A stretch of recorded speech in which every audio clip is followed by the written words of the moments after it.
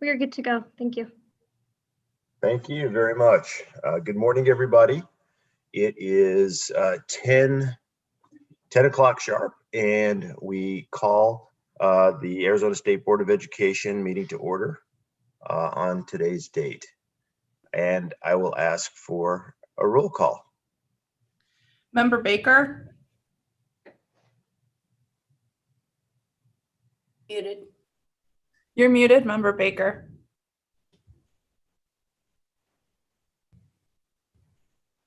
Present. Here we go. Hit the right button at the right time. Sorry. Member Broussard? I'm here. Merry Christmas. Member Burton? Here. Dr. Core? Here. Superintendent Hoffman? Here. Member Kay? Here. Dr. Mack? Here. Dr. Robbins? Member Ruiz? Present. Member Wellborn? Member Wellborn? Can hear you.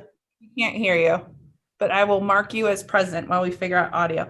President Narducci? Here. You have a quorum, sir. Thank you very much. And again, welcome everybody to our December board meeting. And I'll start off the meeting with wishing everybody a happy holiday, Merry Christmas and Happy Hanukkah, and the rest of all the holidays that we may individually celebrate during this time of year. It's good to see everybody, and I'm grateful for being able to be with you at this time of year and this season. First off, I'm going to give the president's report, and it'll be brief. I'll be appointing members Burton, Broussard, and Ruiz to the nominating committee. This committee will meet prior to the January board meeting and is charged with creating a slate of candidates for the positions of president and vice president. Secondly, member Burton will be appointed to the legislative committee of the board, and she will serve on the committee with the next elected president and vice president. With that, my president's report is complete, and we'll move on to Superintendent Hoffman's report, please. Thank you. Thank you, President Narducci, board members, good morning. Also want to say an early happy holidays to everyone. And also first, just want to acknowledge the different native lands that we occupy today. My own home sits on the O'odham and Hohokam lands. So first, to start with an update from our school safety task force. Last month, the School Safety Task Force of ABE released our final report and model school safety plan. This diverse group of students, experts, and leaders came together to redefine school safety and protect our communities. I want to especially thank the Arizona March for Our students and every other student, organization, and community leader who participated in this groundbreaking work to reframe school safety and create solutions to make every school safer. To view the final report and model school safety plan, please visit our website under our school safety and wellness page. Over to the topic of COVID, I want to make sure you all know that the last few weeks have especially been incredibly challenging for our schools and communities. Our COVID-19 cases have increased rapidly, meaning there's been more illness and loss of life in our communities. And tragically, of course, this is impacting our schools, and many have made the very difficult decision to return to distance or hybrid learning. Since schools are using different learning models based on their levels of community spread, ADE is collaborating with the county superintendents to have a tracker on our website that identifies which learning model each school district is engaged in, whether that's distance, hybrid, or in person. And I just want to note that hybrid means that could be any combination of distance and in-person learning. And also that the data on this tracker is completely self-reported, so it may not be completely complete, and that tracker can be found on our ADE COVID-19 page. I want to thank our schools for continuing to implement COVID-19 mitigation strategies on their campuses, as well as enforcing those strategies such as wearing a mask and social distancing. And also, as the community spread of COVID-19 increases, I encourage schools to share the COVID-19 testing locations and quarantine recommendations with their families. And all of this information can be found on the Arizona Department of Health Services website. To share a bit of good news, as we know, the cases go up and as many of our schools are returning to distance and virtual learning, this means, again, many more families will be relying on their home internet service provider. And so I'm very thankful that Cox Communications promptly responded to my request to help provide low-income families with higher internet speeds via their Connect to Compete program. As of last Friday, Cox has doubled the Connect to Compete internet speeds for the remainder of the school year for all families that have access to Cox in their neighborhoods. And so this fulfills one of our family's many needs during this incredibly difficult period. And so, as we think about the digital divide, there are, of course, parts of the state that do not have the infrastructure for broadband internet, but this was a solution that is directly meant to address the issue for the parts of our state that do have access to it, making sure we're thinking about both the access in terms of affordability, but also in terms of the internet speeds, because we know our students who are learning online, they benefit from having video conferencing or being able to watch videos and download materials. So it's really important that we think about solutions about internet speed as well. For families that are interested to see if they qualify, one way to know if you qualify is if it's a family that already qualifies for free and reduced lunch. And then also, of course, you need to have access to Cox in your home, but you can check that out by going to the Connect to Compete program by visiting their website, which is cox.com/C2C. Again, that's for the Connect to Compete program. And participants can sign up.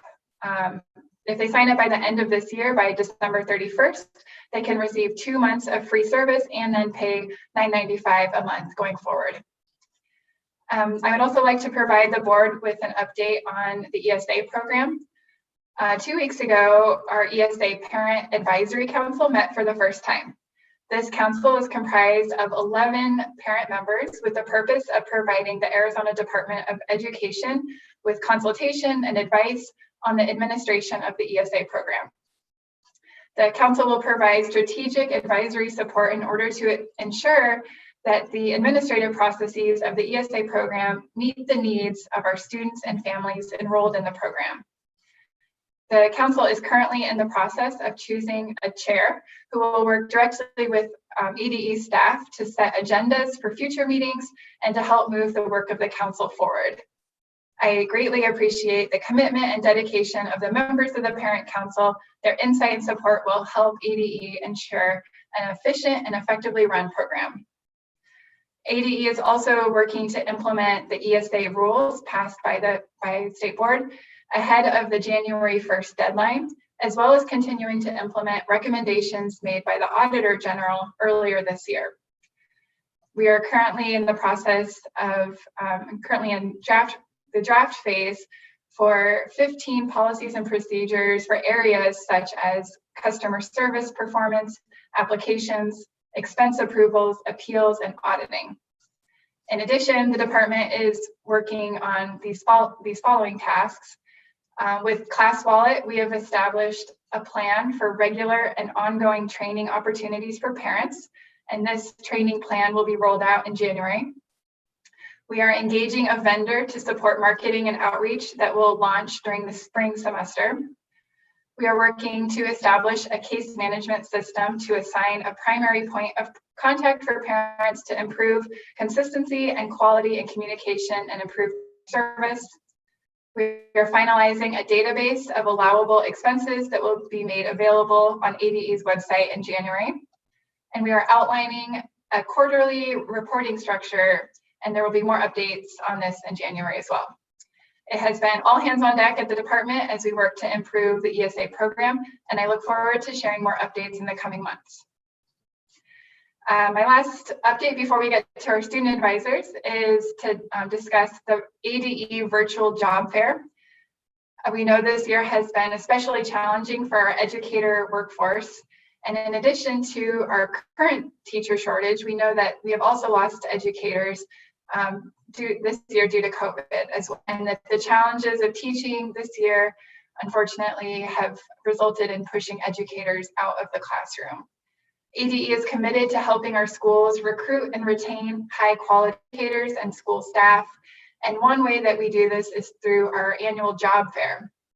This year, it is a virtual job fair, and registration for schools that are looking to participate and hire is now open. And so you can visit on our ADE website. If you go to the events page, you can find more information about the virtual job fair.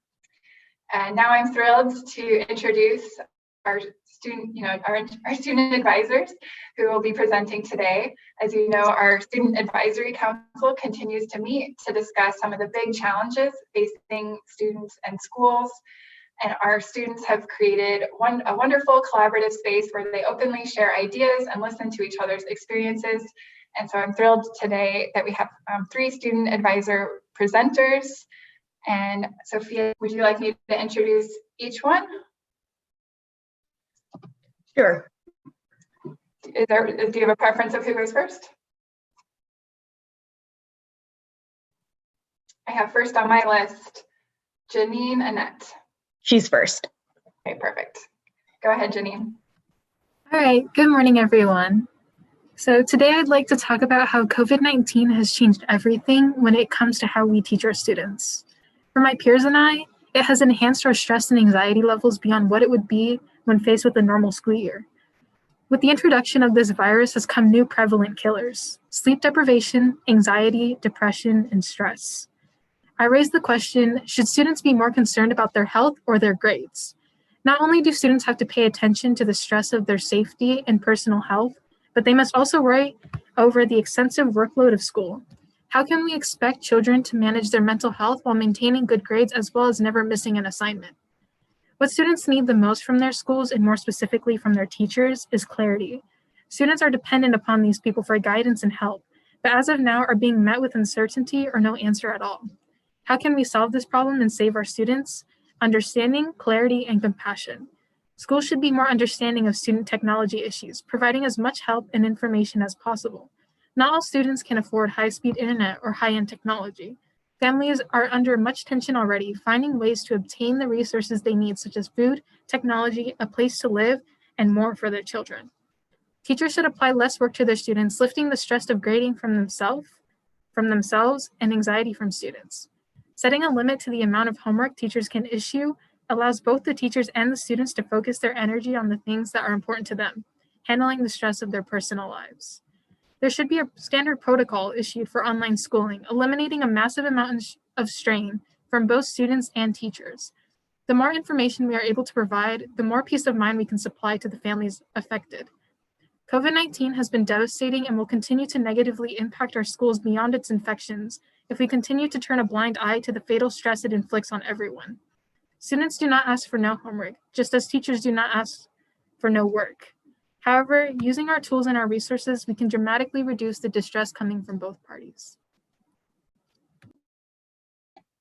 Thank you so much, Janine. Would you mind sharing with the board where you go to school and your grade? My name is Janine Annette. I live in Tucson. I go to Empire High School and I'm a freshman. Thank you so much. Next on for our student advisors is Michelle Hine.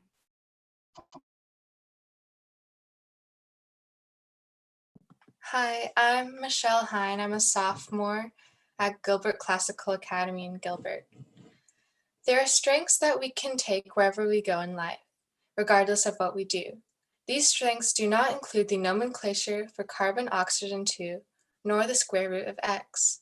Rather, they are knowing how to manage financials, understanding how to get a job, and having the capability to be organized.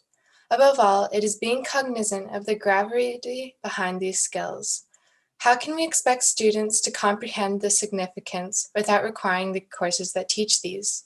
With this glaring lack of a critical aspect of education, we should expect the failure of students in the modern world. As a student, the expectation of leaving home in a mere 2 years affrights me. There are multitudinous inquiries that flood my mind concerning financial affairs. How do I pay taxes and bills? What is credit? How do I budget? Not only would fiscal courses answer these questions, but they would also offer students experience preceding their high school graduation. We cannot anticipate students to know how to administer their money. In fact, it is perilous to do so. To elucidate, the world essentially revolves around wealth. To do well in the world, one must understand the world. Let's not deprive children of success. I know financial education will be valuable and well appreciated by both my peers and those in the future. Furthermore, we are well on our way to supplying students with a prosperous, fruitful future. Classes like home economics or family and consumer sciences are exceedingly beneficial. However, they are still absent in some regions of Arizona, including my high school. These classes are indubitably precious to every student. I can guarantee that everyone would learn something in them on the condition that it is offered. It is imperative to require these courses. They are just as principal, if not more so to a limited extent, than math and science. It is significant to understand that the institution of mandated life skills courses does not mean the abolition of quintessential courses like biology, algebra, and language. Life skills courses means the difference between success and failure for students in the modern world. Thank you. Thank you so much, Michelle. And last, we have Isabella Alvarez. Isabella Alvarez. I'm an 8th grader at Aliceville Middle School in Tucson, Arizona. It's common knowledge that students strive better when they're reporting on stuff that they enjoy. There's so much potential in our student population that with testing, they should have more opportunities to show it. Students work harder on items that are interesting to them. When they're writing on stuff that they don't enjoy, they tend to get less involved with it and they lose interest. But giving them different ways or different topics that they can choose between that will show them interest, it'll show their full potential and they'll strive to do the best they can.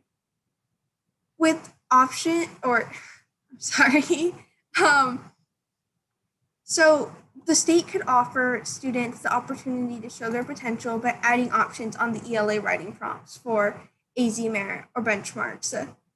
And even though choosing there could even be current events or just something going around in the world that students can write about what they're passionate about and getting them more involved than just writing prompts that show if they can do it or if they can meet the standards. They can also show that they care and show that they want to involve themselves or what they're interested in. So our students deserve the best. We should strive to give them an academic experience that encourages them to strive for their goals while doing what they love. The main goal for students is for them to succeed. Why don't we make it fun at the same time? Thank you so much, Bella. And thank you to all three of our student advisors. That concludes our superintendent's report and student advisor report. Thank you, Superintendent Hoffman. And I just want to add special thanks to Janine, Michelle, and Isabella. Well done. Appreciate all your comments, and we take them to heart. And good luck in all your endeavors. Thank you very much. We'll now move on to the Executive Director's report, and I'll turn some time over to Director Williams.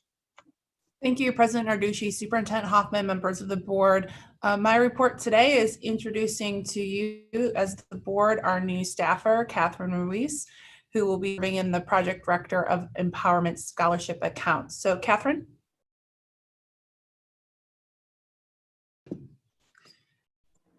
Sorry.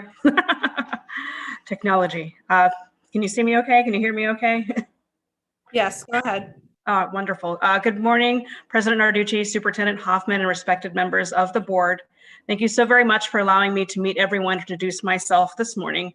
I have over 13 years of public service experience, 7 of which was spent in the classroom instructing Arizona's youth in both the charter and the public sector. I'm humbled to serve as the board's first ESA project director, and I intend to fulfill the board's vision and mission to the utmost of my abilities. Thank you very much. Welcome.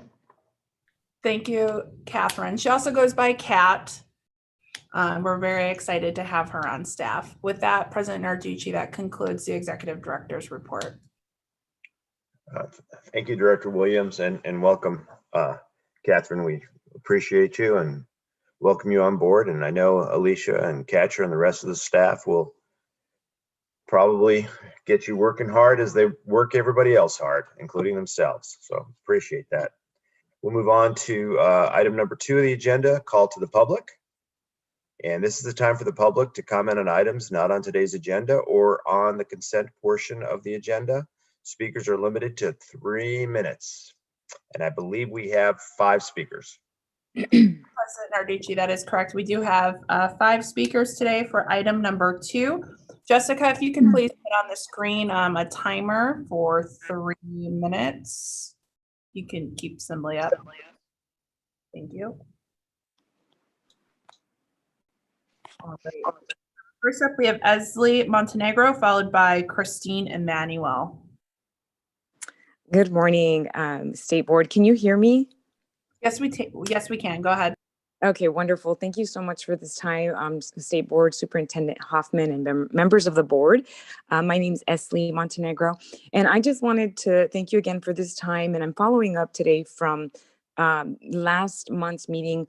We had several families who represented themselves and who spoke, for 3 minutes on issues that they've had and they are continuing to have in the ESA program. And I do appreciate you addressing, Superintendent, some of the new policies and the customer service that is upcoming. That's very exciting to hear that there are some changes coming to the ESA program and that you're listening to the families. One of the concerns that we still have is in speaking with a lot of the families as advocate for the ESA program, many families have still not received a direct response with questions that they have had about their denials. So some families are receiving denials on some transactions while other families are being approved. And so there's just a big gap in between. And at this point, the reason why that's important is because one family is being left out while the other one is confused in case they may be left out in the future as well. They don't want to be concerned with their expense report being an issue in the future. So there's just a big confusion that is between the families, and we want to make sure that you respond individually to the needs of the families that have spoken. And hopefully we can clarify why some families are being denied while others are being approved. My hope is that it is also part of the, in the new changes, but we do request that you please respond to each individual need that spoke last week and let us know how we can access the responses so more families can know about what's rolling out and the clarity that's going to come for the families using the ESA. That is all I have. Thank you again for your time and for listening to the ESA families and supporting school choice. Thank you. Thank you. Next up, Christine Emmanuel, followed by Jenny Clark. Hi, can you hear me? Yes, we can, Christine. Okay. Good morning, President Narducci, members of the board. My name is Christine. I am an ESA parent. Recently, I placed an order on Amazon through ClassWallet. I received a confirmation from Amazon with a charge of $27, but ClassWallet showed the account being charged $40. When I contacted ClassWallet, they said to give it some time and they will refund the dollars that they overcharged. 2 weeks later, it was still not refunded. So I ended up giving them a call back, and after a few phone calls, they refunded the difference. I'm not exactly sure what State Board of Ed can do about this issue, but I know that Superintendent Hoffman of Arizona Department of Education is here and can take note of this issue.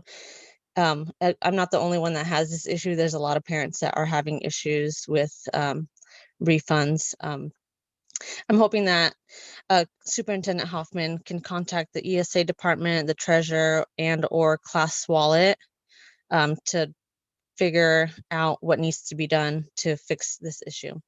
At this point, we know that Class Wallet is aware of this issue, but are they in contact with ADE?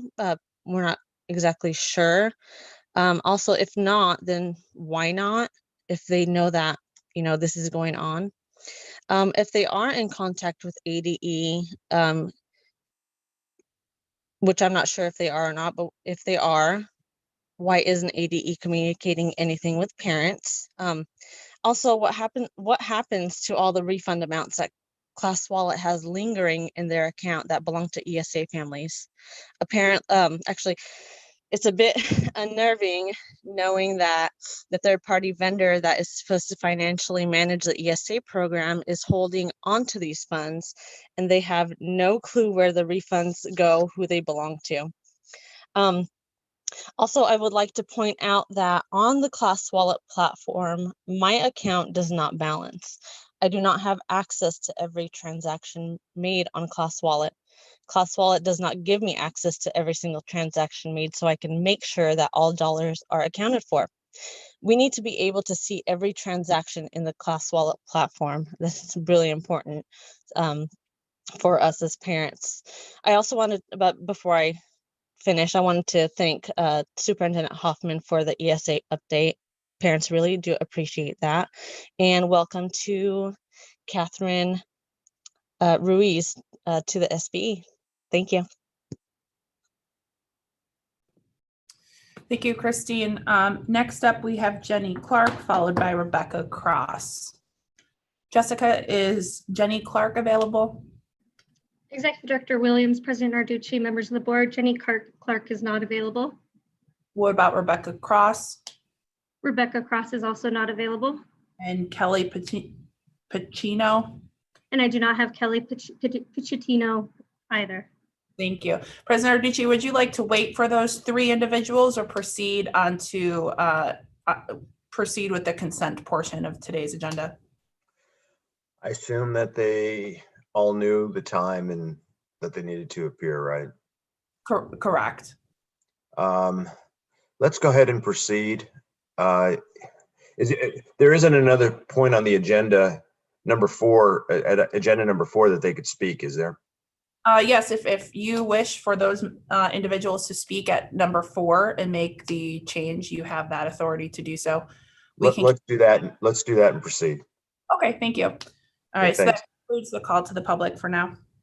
Thank you very much, and appreciate the comments. We'll move on to agenda item number 3, which is the consent agenda, which goes from A through I.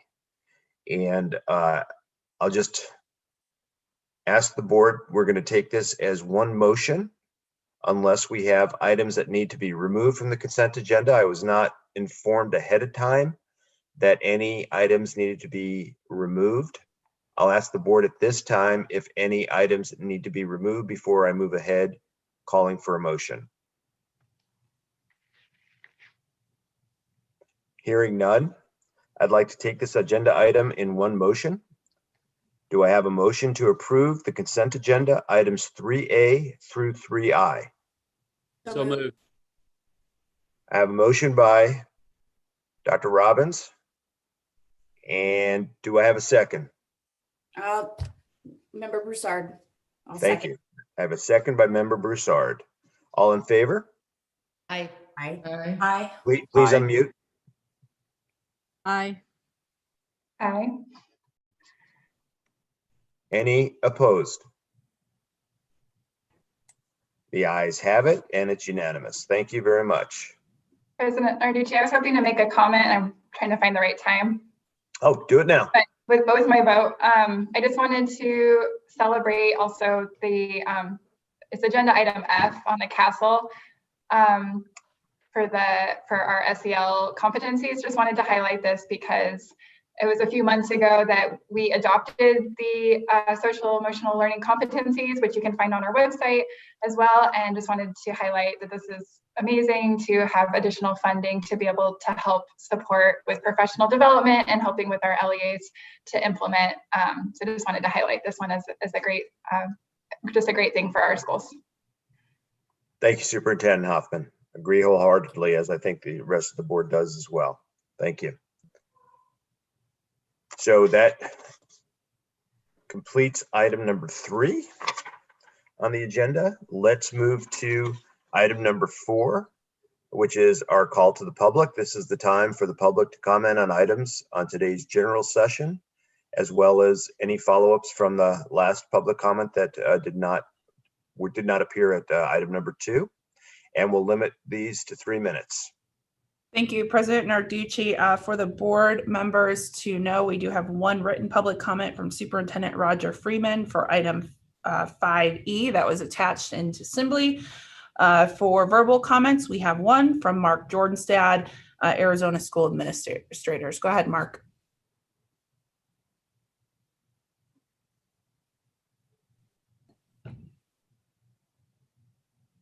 Mark, I see your name. You need to unmute yourself for your call for your public comment.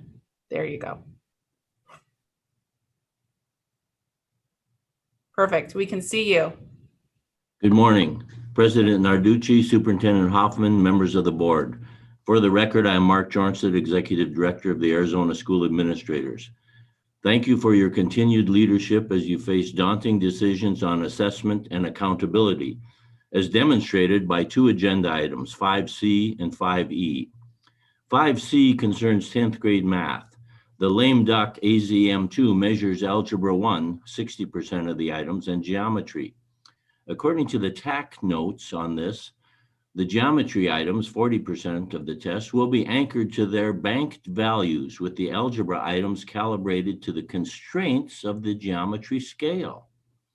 Assessment results would then be held to the geometry standards. This is described in the TAC notes as the most sensible solution given the circumstances. In what world? Well, the world of the 1-year-only exam with no time for the active, accurate, and extensive standard setting required to make the results meaningful and valid. In a way, this is akin to taking someone's temperature with a yardstick. These inaccuracies doom the validity of the assessment and add one more reason to the lengthy list of why we should disconnect any AZM2 results from Arizona's A through F accountability system for the 2021 school year. Now I'm moving to 5E. If the results don't reliably report student learning, if they don't include all student populations, then they can't serve as a barometer or thermometer, to continue my previous metaphor, of how students are doing. The students we heard from earlier this morning are a good reminder of why we need reliable, valid assessments. To inaccurately label their work and the heroic efforts of our educators during this public health crisis would be an ultimate insult, a final affront. Accountability systems are designed to enlighten and guide, not to punish and mislead. Therefore, ASA heartily endorses Part 2 of the proposed resolution in 5E. Arizona should not award letter grades for the 2021 school year. Thank you for your kind attention. Thank you, Mark. Jessica, did we have any of the 3 individuals from item number 2 join us while Mark was speaking? Executive Director Williams, no, we do not have Jenny Clark, Rebecca Ross, or Kelly Pichitino. Thank you very much. President Narducci, that concludes item number 4, call to the public. Thank you. Thank you, Mark. Thank you, everybody, for that section of our agenda. We'll now move on to item number 5 of our agenda, which is the presentation and discussion on A for Arizona's Innovation Fund School Spotlights. Director Williams. Thank you, President Narducci, Superintendent Hoffman, members of the board. Item 5A is a presentation discussion on A for Arizona's Innovation Fund School Spotlights. Sorry, President Narducci, you just said that, repeated it. Anywho, this is an agenda item that was specifically asked for by Member Burton, and we have Emily Ann Gullickson, who's the CEO and Wonder Woman of A for Arizona, as well as 3 administrators, Amy Slack, Diana Diaz Harrison, and Ashley Hartsock, who will be presenting some of their innovation grant ideas and what they've been doing. So we'll kick it off to Emily Ann.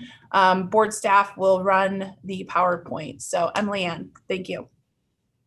Great. President Narducci, Superintendent Hoffman, and members of the board, thank you so much for the opportunity to speak today. So at Aid for Arizona, we believe no child should have to wait for a school and a classroom that matches their full potential, which has been even more urgent this school year. And so our Expansion and Innovation Fund seeds funding for schools and innovative partnerships, hoping to reimagine their models and better serve more students in their communities. Together, we're sparking a new generation of innovative and collaborative educational opportunities for students, especially low-income students, that are already increasingly in demand by Arizona families. So given the rapidly changing conditions of the school year, Governor Ducey was one of the first governors to use the federal CARES Act GEARS funding to leverage $1 million to fuel innovation in partnership with our Expansion and Innovation Fund. And after the success of our first round of micro grants, Governor Ducey provided an additional $500,000 in GEARS funding to support more public small learning communities through our fund.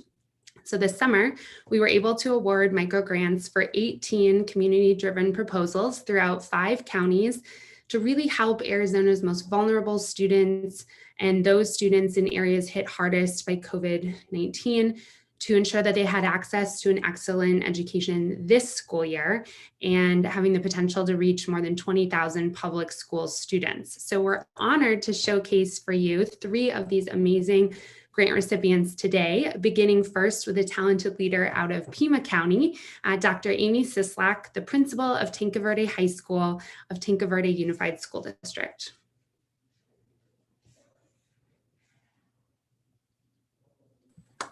Good morning. Thank you so much for having me. As Emily Ann shared, my name is Amy Sislak, and I'm the very proud principal at Tinca Verde High School in the Tinca Verde Unified School District. With 2020 school year approaching, we had 2 choices we could make. I could let the year ride out, do the best we could, and ride on our laurels that we were already an A-rated school and things would just be fine. Or we could use this year to strive for equity, innovation, and opportunities for our students that would universally raise the level of expectation, provide strategic support, and redesign our school to make sure it was following current trends and best practices to prepare 100% of our students for college and career of their choice, even in the midst of a pandemic. We chose option number 2. The Innovation Fund allows us to blaze a completely new trail in the Tinca Verde Valley.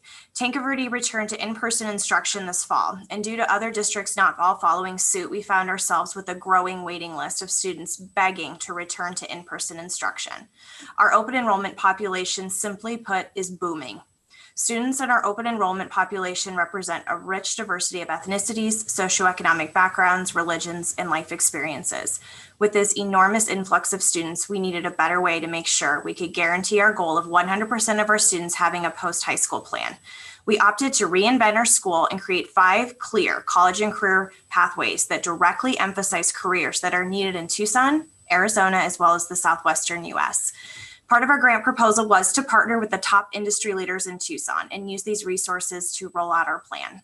We started by working with these leaders to create an advisory panel on what classes, career pipelines, and skills had to be included. This panel includes a varsity lineup of innovative leaders in Southern Arizona, including executives from Raytheon, IBM, deans of University of Arizona campus, directors of Biosphere 2, the Center for the Future of Arizona, the Tucson Metro Chamber of Commerce, as well as several nonprofit leaders. Tinca Verde is outstanding at educating children, but we didn't want to guess on what careers we needed to support. Our panel is using current job forecast reports and industry standards to advise on the creation of these career pipelines that we've created. It's incredibly important that we don't make assumptions. We learn from the best and brightest in the industry and capitalize on it. With this information, we were able to start our redesign by rewriting our 4-year plan, hire new and exciting faculty and staff, as well as purchase industry quality supplies for our students to perform hands-on learning during a COVID age. With this innovation grant, the plans we have started implementing would have just been a dream before. The funds we received have truly been able to ensure that 100% of our students are supported with a plan, even during a global pandemic, or maybe especially so. It's also ensured that we were able to take on more students from area districts who wanted to return to in-person learning and receive that hands-on support. Thank you, A4 Arizona, for this opportunity. While COVID-19 has made life challenging, this grant gave our students a bright spot for them to work towards. At this time, I would love to introduce Diane Diaz-Harrison from the Arizona Autism Charter School to share about how this grant impacted the lives of her students. Thank you so much for the opportunity to present on how our Innovation Fund micro grant has had such a positive impact on our school community. Again, I'm Diana Diaz-Harrison, founder and executive director here at Arizona Autism Charter Schools. We are Arizona's first and only autism-focused charter and have been serving kids and families since 2014. We're located in Central Phoenix and have 2 locations serving grades K through 12. We are a Title I school with about 75% of our students qualifying for free and reduced lunch. We are an open enrollment tuition-free public charter with our target population being students with autism, but we also serve students with other special needs. Like all Arizona schools, we had to rethink our model during the last quarter of the 2019-2020 school year, but we had the special challenge of trying to offer high quality distance learning to students with autism and other special needs. With training and support from our speech therapy teams who had experience offering teletherapy, we quickly shifted our programming to offer virtual telelessons and also assembled packets and learning materials for weekly home deliveries and home visits, and continually improved our distance learning program week over week. With the help of our Innovation Fund microgrant, we refined our student digital portfolios, a tool we use to house virtual lessons, assignments, training videos, and student data. This tool has helped us transition from virtual to on-site learning as seamlessly as possible. Our grant has also helped us make critical technology purchases to ensure all students have access. With many of our students having special needs, we found that iPads made learning more accessible than laptops or Chromebooks for many of our students. So our grant helped us purchase the right device for each student. Our funding also supported additional teacher and staff training as we work to ensure teachers are able to transition strategies to the virtual world and still engage students in robust lessons. Lastly, we want to capture our lessons learned throughout the process, so our micro grant funding is helping us partner with ASU and research to see what virtual practices work best with our special needs students to ensure continued academic growth regardless of learning modality. As we approach the midpoint of the school year, we are offering a 5-day-a-week on-site option for students, as well as a full-time virtual option. Our data tracking tells us that about 90% of our on-site students are on track to meet their IEP goals in English language arts and math, while about 80% of our virtual students are on track to meet their academic goals. With half of the school year still ahead of us, our microgrant funding will help us close that 10% gap in growth between our virtual and on-site students and really hone in on the best practices to see equal growth and progress regardless of whether a student is on-site or virtual. We look forward to sharing our findings and lessons learned with all schools serving special education students across Arizona, and we're so grateful to A4 Arizona for the opportunity to elevate our programming and engage in research to share with the greater education community in our state. With that, I would love to toss it over to my colleague and school leader in Flagstaff, and please take it away. Thank you, Diana, and hello, everyone. My name is Ashley Hartsock, and I am the Art and Science Integration Specialist at Eva Marshall Magnet Elementary in Flagstaff, which is a public K-5 Title I school within the Flagstaff Unified School District. At Marshall, we've been running the academic high-altitude Suzuki violin program for the past 20 years. Through this program, all of our kindergarten through second grade students take Suzuki violin lessons from trained Suzuki instructors as a normal part of their school week. So every student truly has equal access to this program. 2 published studies have been performed to measure the cognitive benefit of the Suzuki violin program at Marshall, and they found a significant increase in the functional attention and working memory of our students. Anecdotally, we've also found that this program results in enhanced leadership skills and improved student behavior. Because of these wonderful benefits, we felt that it was incredibly important to sustain this program during this time of remote learning. Beyond these benefits, our main goals for continuing to run our Suzuki Violin program were to help students maintain a connection to the school, even though they are working from home, and to help students to pursue their arts learning in a meaningful, tangible way. In order to make this possible, and with the help of the A for Arizona Expansion and Innovation Fund, we have distributed our collection of violins to our families for home use and have worked to train our Suzuki violin instructors to deliver instruction through small online classes that are built into the school week at no cost to families. Our Suzuki instructors have never taught in these conditions, and this grant was incredibly helpful in giving us the resources to upskill our instructors' online teaching skills. Marshall is a Title I school with 49% of our students qualifying for free or reduced lunch. And thanks to a local voter support of a 2018 bond override, all of our students have received an iPad free of charge from the school district and a hotspot for internet connectivity if they needed one. So every student has access to our online Suzuki violin lessons. All of our kindergarten through second grade students have been given the option to take a violin home for free of charge and to be able to participate fully in their classes at home. So far, 157 of our 205 K through second grade students have elected to take advantage of this unique opportunity. And though we were worried that this program would not be as impactful in a remote learning model as it is in person, we've received really good feedback. Families have been reaching out to thank us for keeping their students engaged, and students are really enjoying the program. 68% of our K through second grade students report that their enjoyment of at-home Suzuki classes is a 5 on a 1 to 5 scale. 45% say that Suzuki violin is just as fun online as it was on person. 42% report that they have really improved in their violin skills this year. And my favorite part, 70% report that they feel very connected to the school and their peers through the Suzuki violin program, with 54% of these saying that they actually feel like they're back at school when they're playing their violin. So moving forward, we hope that students can maintain this positive connection to Marshall School and continue to make progress in their Suzuki violin learning. The academic high altitude Suzuki violin program is a well-established program with numerous social, emotional, and academic benefits to our students. Our success with moving it to an online program with the help of the A for Arizona Expansion and Innovation Fund has shown us that this program can weather any storm. So if there are other schools who are interested in implementing a similar program, we'd be happy to serve as a model and a mentor school in helping them to do that. And now, are there any questions from the board for any of our grant recipients?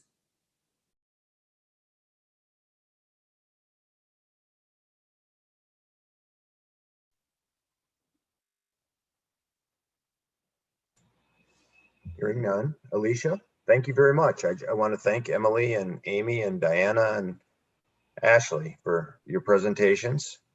Alicia, do we want to have any further discussion or?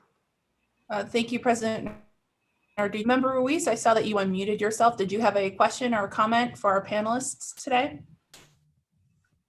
Yeah, President Narducci, Superintendent Hoffman, and members, I don't have a question. I just wanted to say, thank you because, schools who are serving low-income kids, I mean, sometimes you're scrambling to find help anywhere, and A for Arizona has really, really benefited. I wish they could help, everybody who is out there, but, the work that they've done. Thank you so much, Emily Ann. Appreciate it. I just have one general question, and it's for Ashley. What is it about the Suzuki program that actually provided all the opportunities for that vast amount of benefit? I think it's a variety of different things. I think having the violins at home, the kids get to touch something, they get to actually work with something that's familiar to them, that's part of their school experience. They're getting to connect with their peers in a different way than they would normally in the classroom, through music, through listening to music, and through connecting with their instrument. And so I feel that while we had great opportunities in the classroom last year and the 20 years previous to get this program up and running and to have all the students get to participate in this great way, the fact that we've gotten to continue and keep going with this, the kids are loving it and they are responding so well. Thank you. Yeah, I've heard great things about that program. Thank you. Oh, thank you. Great. Alicia, I turn it over to you. Is there anything further that we need to do with this item?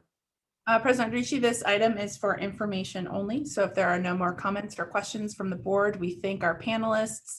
We thank Emily Ann for bringing this to the board today, and we can move to the next agenda item.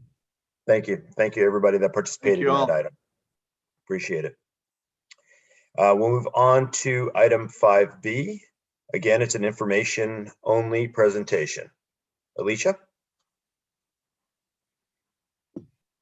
Thank you, President Narducci, Superintendent Hoffman, members of the board. Item 5B is a presentation discussion on the distance learning plan implementation review findings. Kate Wright, the Chief of Staff for the Superintendent of Public Instruction at the Department of Education, will be giving a brief overview of this agenda item. It is information only, and board members can expect to have additional information at the January State Board of Education meeting. Jessica, if you could please pull up the attachment for this agenda item, and I'll pass it over to Kate. Thank you, Alicia. Good morning, President Narducci, Superintendent Hoffman, members of the board.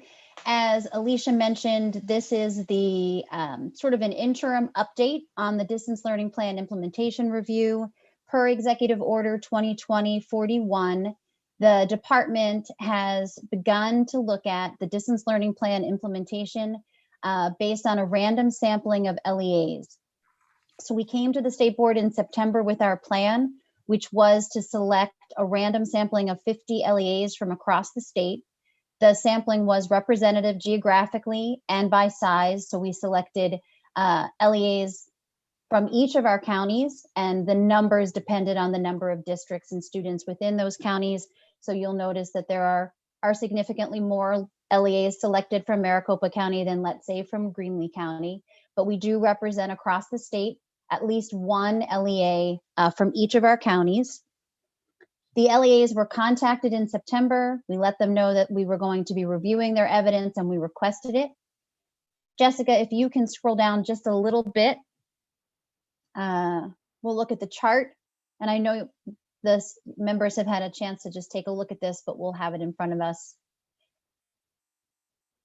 There you go. So those are the LEAs that were selected. And if you'll scroll just a little further down, we worked with partners to try to determine what was the best way to collect evidence. So we've collected evidence in these categories: attendance, social emotional learning, students with disabilities, English learners, and benchmarks assessments. So we wanted to make sure that we were able to see at least some evidence in each of these categories for all of the LEAs that were selected. And if you scroll down a little bit more, you'll see, perfect, thank you. The categories are to the far left. The evidence type then is indicated there. We asked for rosters for attendance. There was a Google form that was utilized to collect information on social emotional learning that allowed for our LEAs to provide a narrative. We asked for rosters for any kind of professional development that was offered around social emotional learning. For meeting the needs of students with disabilities, we asked for evidence of services provided, either through service logs or through other means of monitoring student services.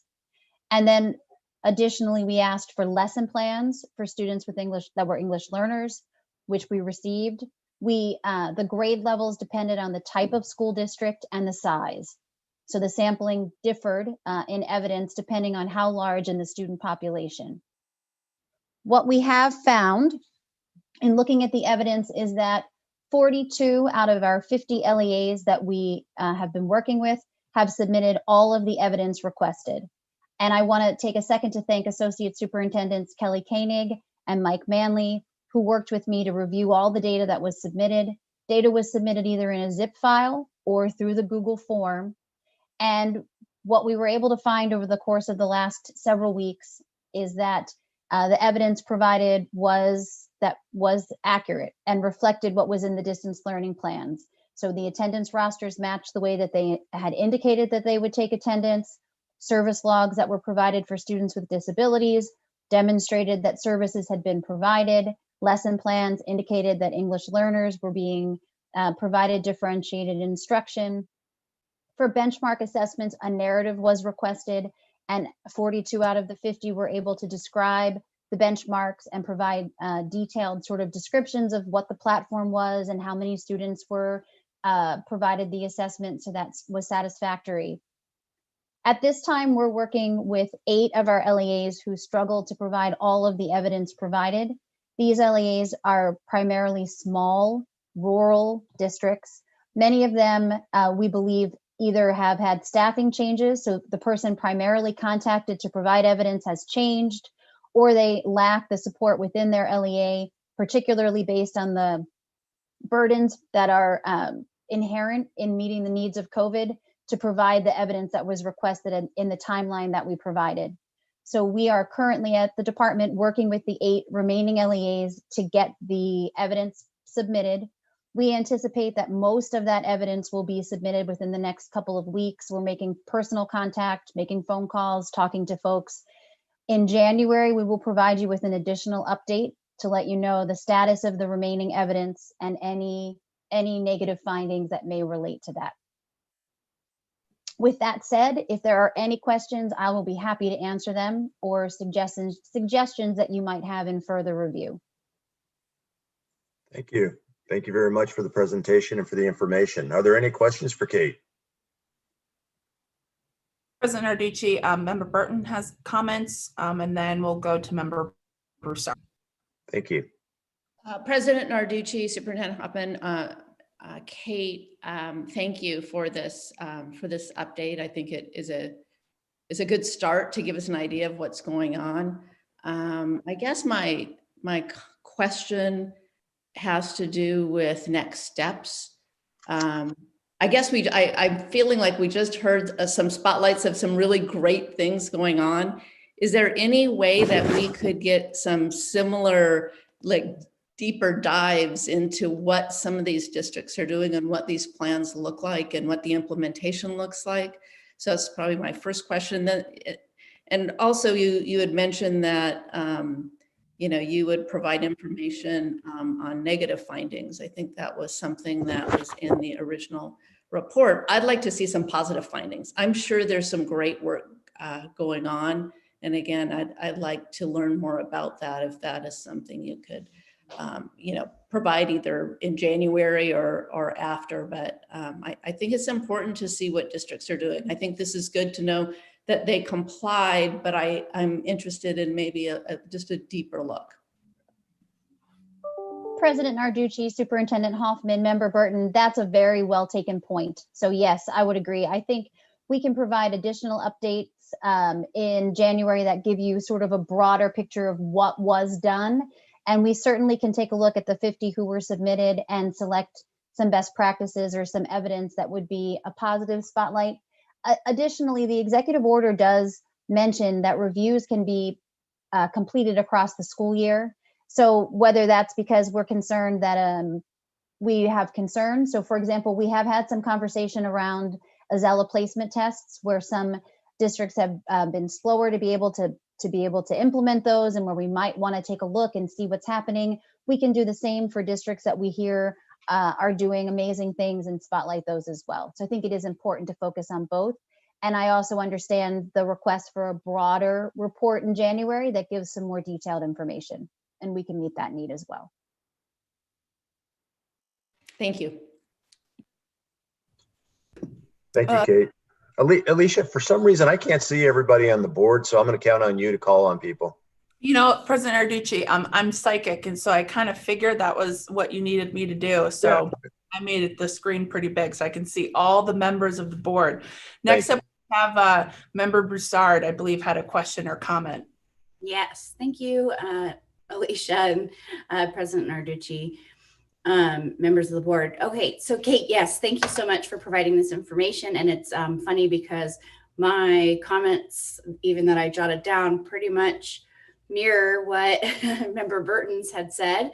So, I see that this shows us a lot of what we asked for, but there's not really any details about what we received. There's some, but I'd like to see some more depth to it.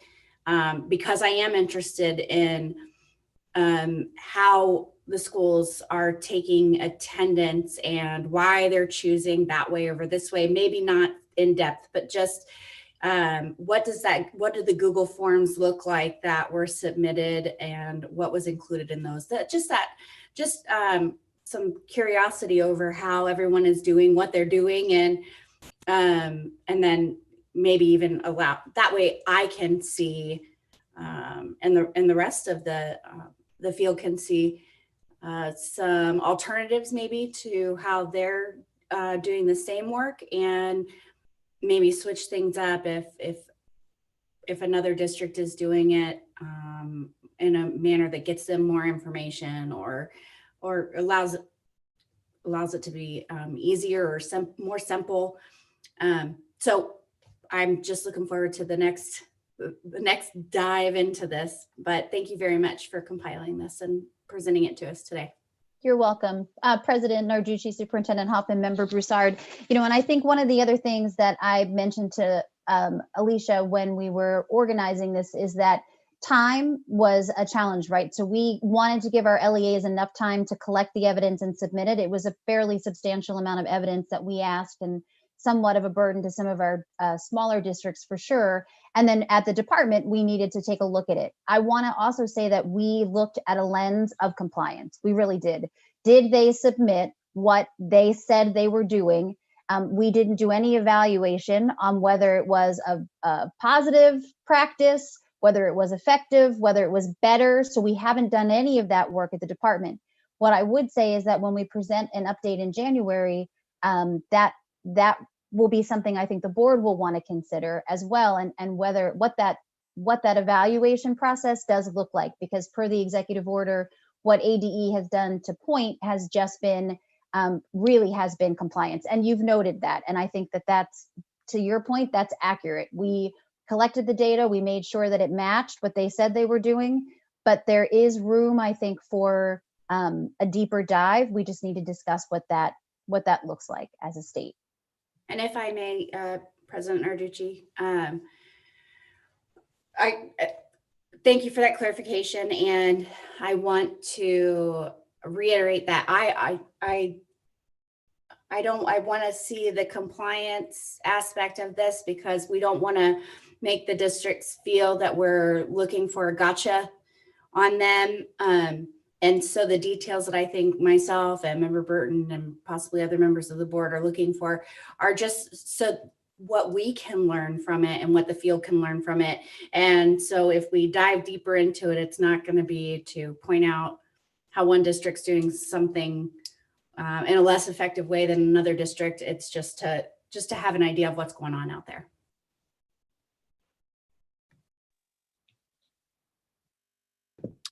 Thank you very much, Kate and board members. President Narducci, it doesn't look like anyone else has their hand raised or have unmuted themselves. So if you want to do one last call for questions and then move on, we can do that. That's exactly what I want to do. Thank you, Alicia. One last call for questions. And if we don't have any, we'll move on, and appreciate Kate's presentation. Go ahead, Cal. Yeah, President Narducci and members of the board, I just want to affirm what's already been said and note that today, more than ever, students are receiving online instruction. The rate is significantly higher than just a couple years ago. And so I do think it's incumbent upon the board to have a good idea that there is some accountability for the delivery of that instruction, and that students actually are receiving services. So I just want to encourage to go beyond simply the collection of the documentation to really looking at the quality that's occurring. And as others have stated, we'd love to hear success stories of district. Cal, you're muted. I'm done. Thank you. Okay. All right. Thank you, Cal. Appreciate that. Anyone else on the board wish to comment? Okay, hearing none. Thank you very much for everyone who participated in that agenda item, and we'll move on to item number 5C of the agenda, which is a presentation, discussion, and possible action on AZM2 grade 10 reporting considerations. Alicia. Thank you, President Narducci, Superintendent Hoffman, members. Today we have Audra, who's the Deputy Associate Superintendent of Assessment, who will be providing a brief overview of this agenda item. Jessica, thank you for pulling PowerPoint up. And then Audra, I'll kick it over to you and just let Jessica know when you have to change the, or when you want to go to the next slide. Great, thank you so much. Board President Narducci, Superintendent Hoffman, board members, thank you so much for having me today. I know that these times are not what we were thinking, and even last March, trying to plan for what was going to be happening this spring for statewide assessment was nothing what I would have expected it to be, as we're currently here sitting, trying to make plans for still so many unknowns. Next slide. I want to start off with just giving some background first about the grade 10 mathematics assessment and reporting. So just as a reminder, this assessment for this grade and this content area will only be given one time, and that is in the 2020-2021 school year. So with that and everything else that has happened and occurred this year, we wanted to, provide to you the best possible solution. And again, it should be noted that these results will only be used one time in this school year. As the following year, the students will then take the ACT as their high school statewide assessment. So there's so many pieces of this puzzle that we were anticipating when we made the decision to move to a single grade high school assessment and make changes to the grade 10 math specifically. Again, it's our goal to have results available at the same timeline, which is May 25th of each school year, unless there is an extension of the test window, which is the next item that we'll be discussing. And then, like we've heard earlier today already, there's been so many impacts to instruction. And so we wanted to make sure that you understand and the field will understand that this assessment is measuring new content for the first time, and typical practices that we would go through with our statewide assessments are not going to be options that we'll have for this year or moving forward. And so again, in looking at what the best possible solutions are, we have brought to you the following plan. Next slide. So like I said, knowing this, I reached out to the U.S. Department of Education and asked for guidance about what a state should do in this situation. I reached out to our National Technical Advisory Committee. We met twice on this particular topic. And also I reached out to our vendor to give us possible solutions, options that we can consider given the situation that we would be in under these circumstances. Our goal always has been that we see value in keeping reporting as consistent as possible, at the same time acknowledging that this is a new assessment for the field, and that we'll never use this in comparison to other results. I know another goal of ours was this year for statewide assessments was to go back to compare to the last time these assessments were administered in our schools, which was 2019, which in previous board meetings, we've gone back to those test forms, but that was not an option for this high school math grade 10 assessment. Next slide. So the solution that I come to you with today, again, is after feedback from very important experts in the field, and that is to report only on performance levels. And those would be consistent with the performance levels that we've reported on in the past. And that's the highly proficient, minimally proficient, same kind of performance level standards. And this can be done without that full standard setting that we would normally do with any new assessment, using our current AZM2 scales. So the scales that we previously had set for AZ Merit on the end of course assessments. This would allow us to maintain information needed at the state level for accountability as we move forward and making determinations about that, what that will look like. I know there's been some comments made about why would we use the geometry scale versus the algebra scale when more of the assessment is based on algebra. And the reason behind that is significant. So when you're determining performance, you want to use the same background and makeup of students.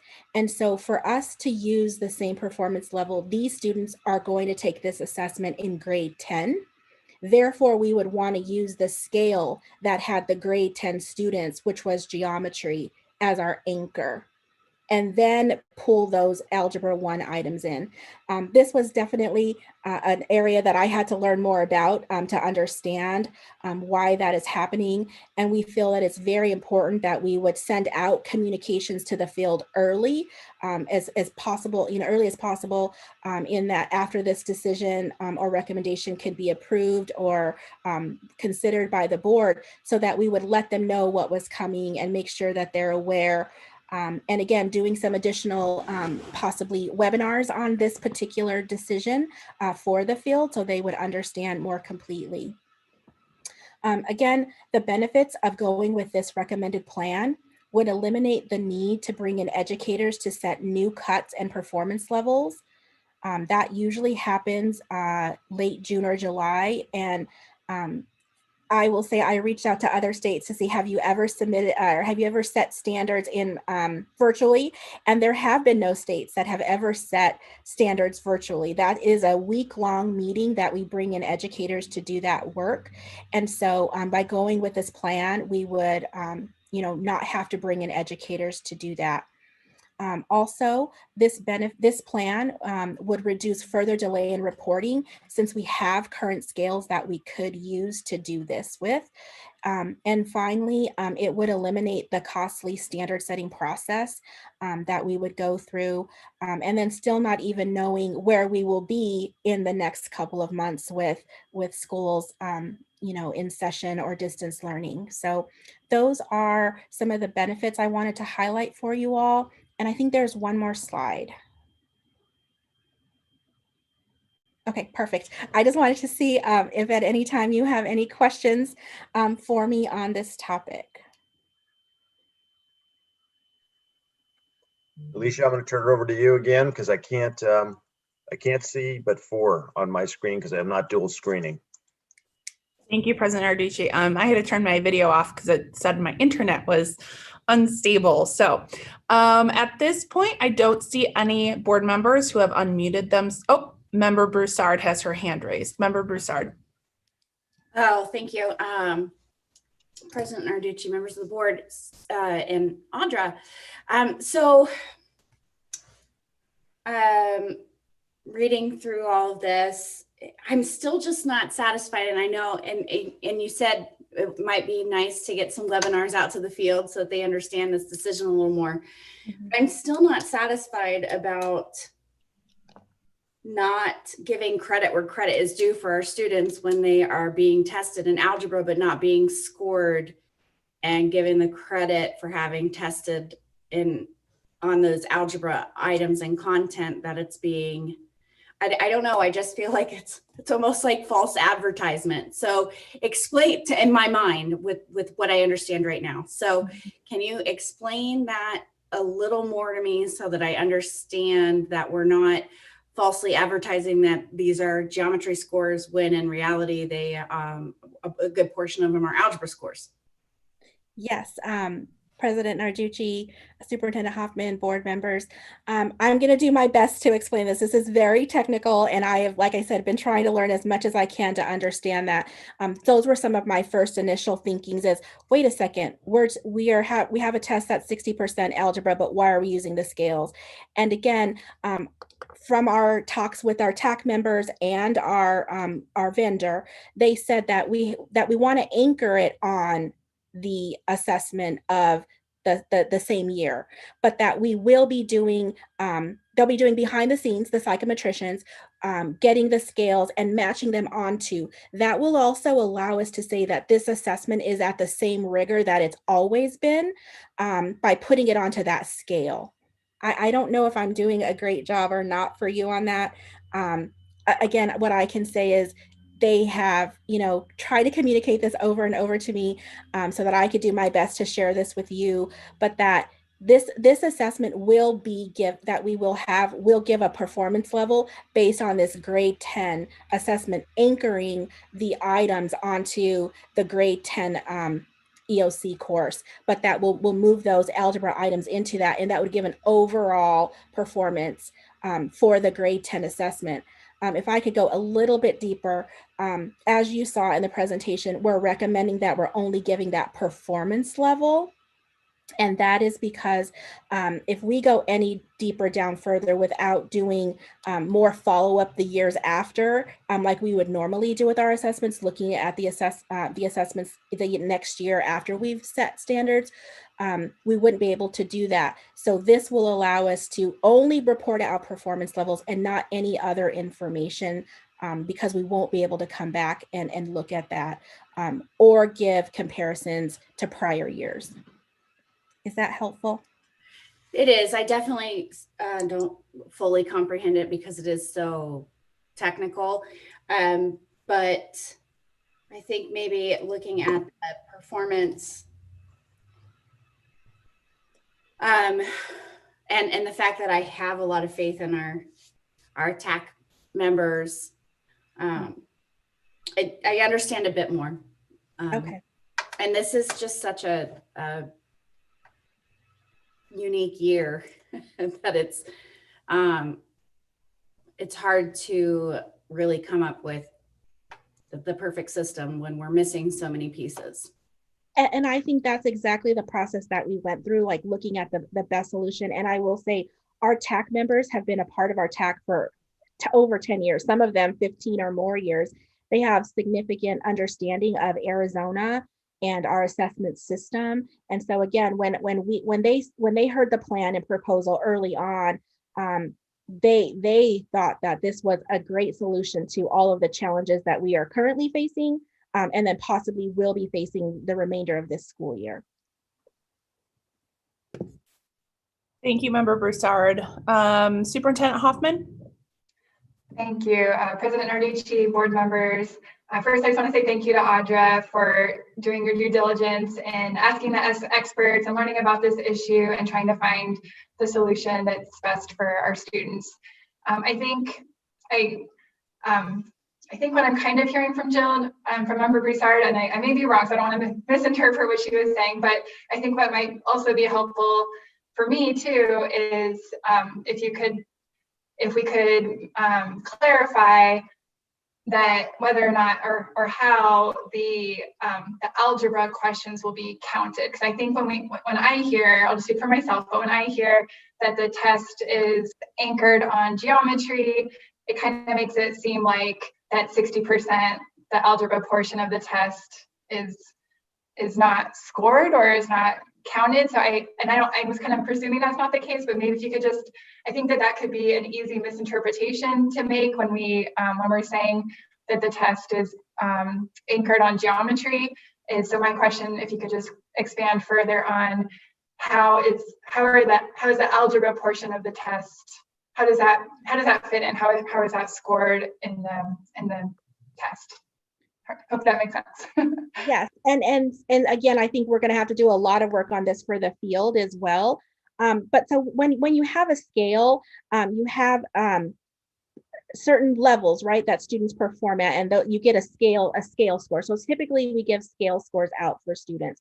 So we're going to start with the algebra scale that we've determined. If a student gets so many raw points, this is the scale score that that is associated with. And then those scale scores are put into performance levels. And so again, we're going to use the geometry scale, and then we're going to find if a student got, so like say they had the 60% algebra, and let's say they got a raw score of 10. That's not possible, but I'm just using 10. Then they would go over and lay that on top of the geometry scale. And those points plus the geometry points will then give them the points on the geometry scale. So we're scoring them, and they're gonna get a correct, right, or wrong point, but it's gonna be laid on the geometry scale, since that's, again, the assessment that typical 10th graders take. Thank you, Audra. I know Member Wellborn had her hand up, and then we'll go to Member Baker. Member Wellborn?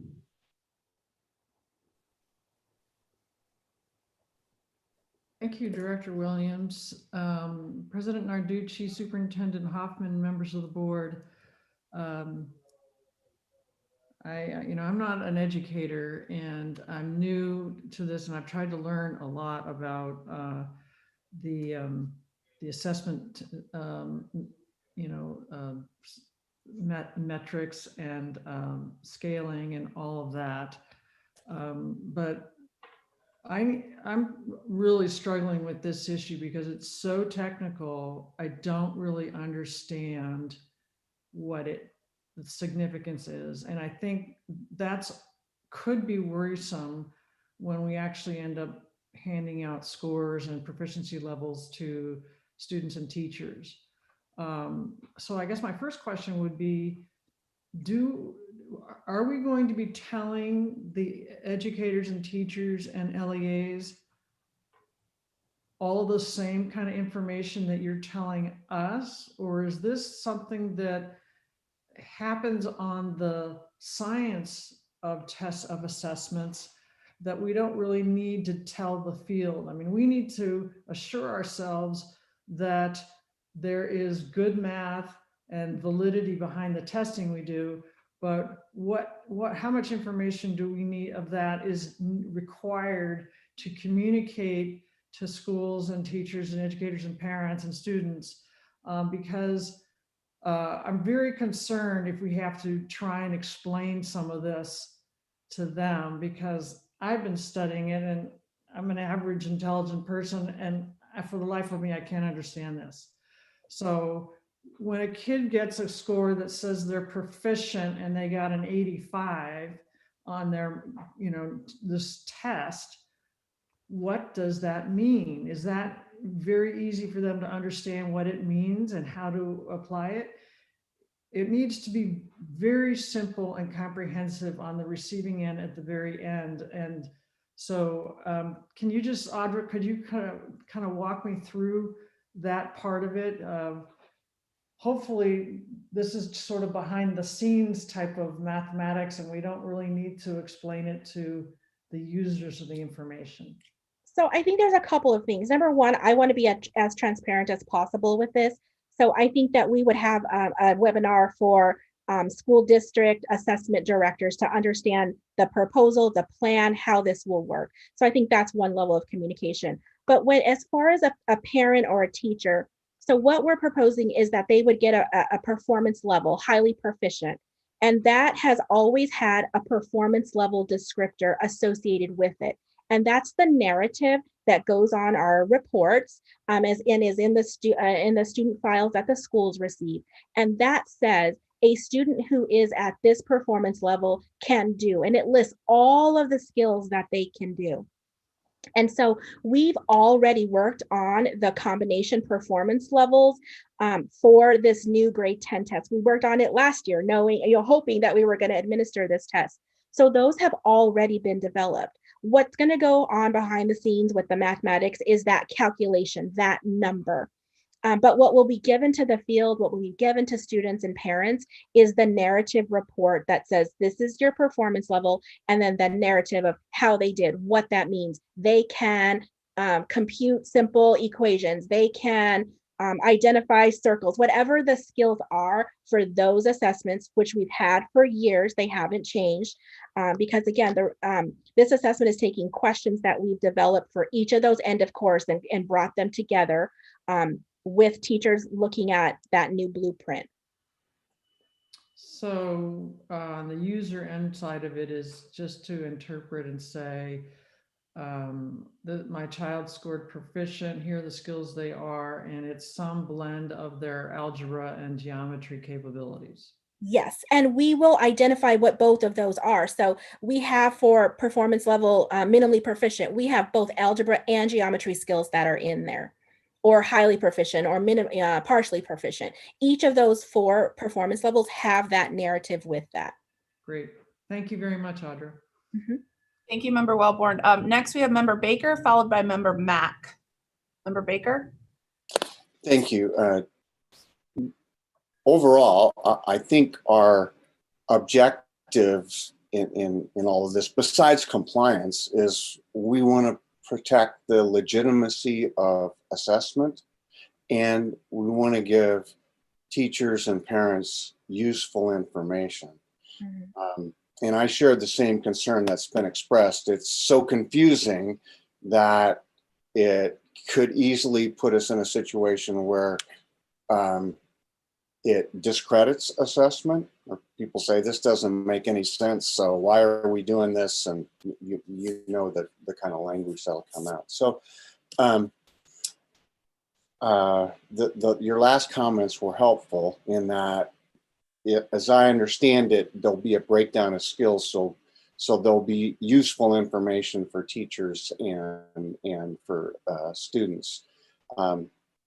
Is it possible for there to be a separate score for algebra and a separate score for geometry, so that that confusing crossover isn't taking place? Board President Narducci, Superintendent Hoffman, board members, that is not possible. In order to give that, we would have to have about 40 items per every standard for algebra, and 10 items for every standard in algebra, and then about 10 items for every standard in geometry that we're assessing, which would make that assessment much longer. That's why, again, with everything that we did, making that decision to go to that single grade, we built an assessment that has enough items for the standards that we're assessing that cover that blueprint. So that would not be possible to give a separate algebra score or geometry score. We don't have enough items built in the assessment to do that, since that was never the intention to begin with.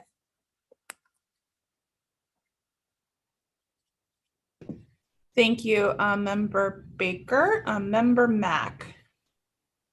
Narducci, Vice President Core, Superintendent Hoffman, members. Thank you, Audra, for all your work on this.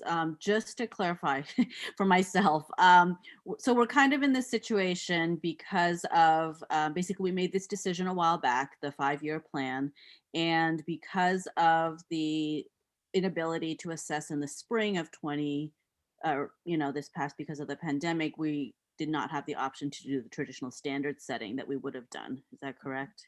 That's correct. So this is kind of where we are now, while still maintaining our fidelity to the plan that was already voted on and decided, and kind of the best option on the table right now.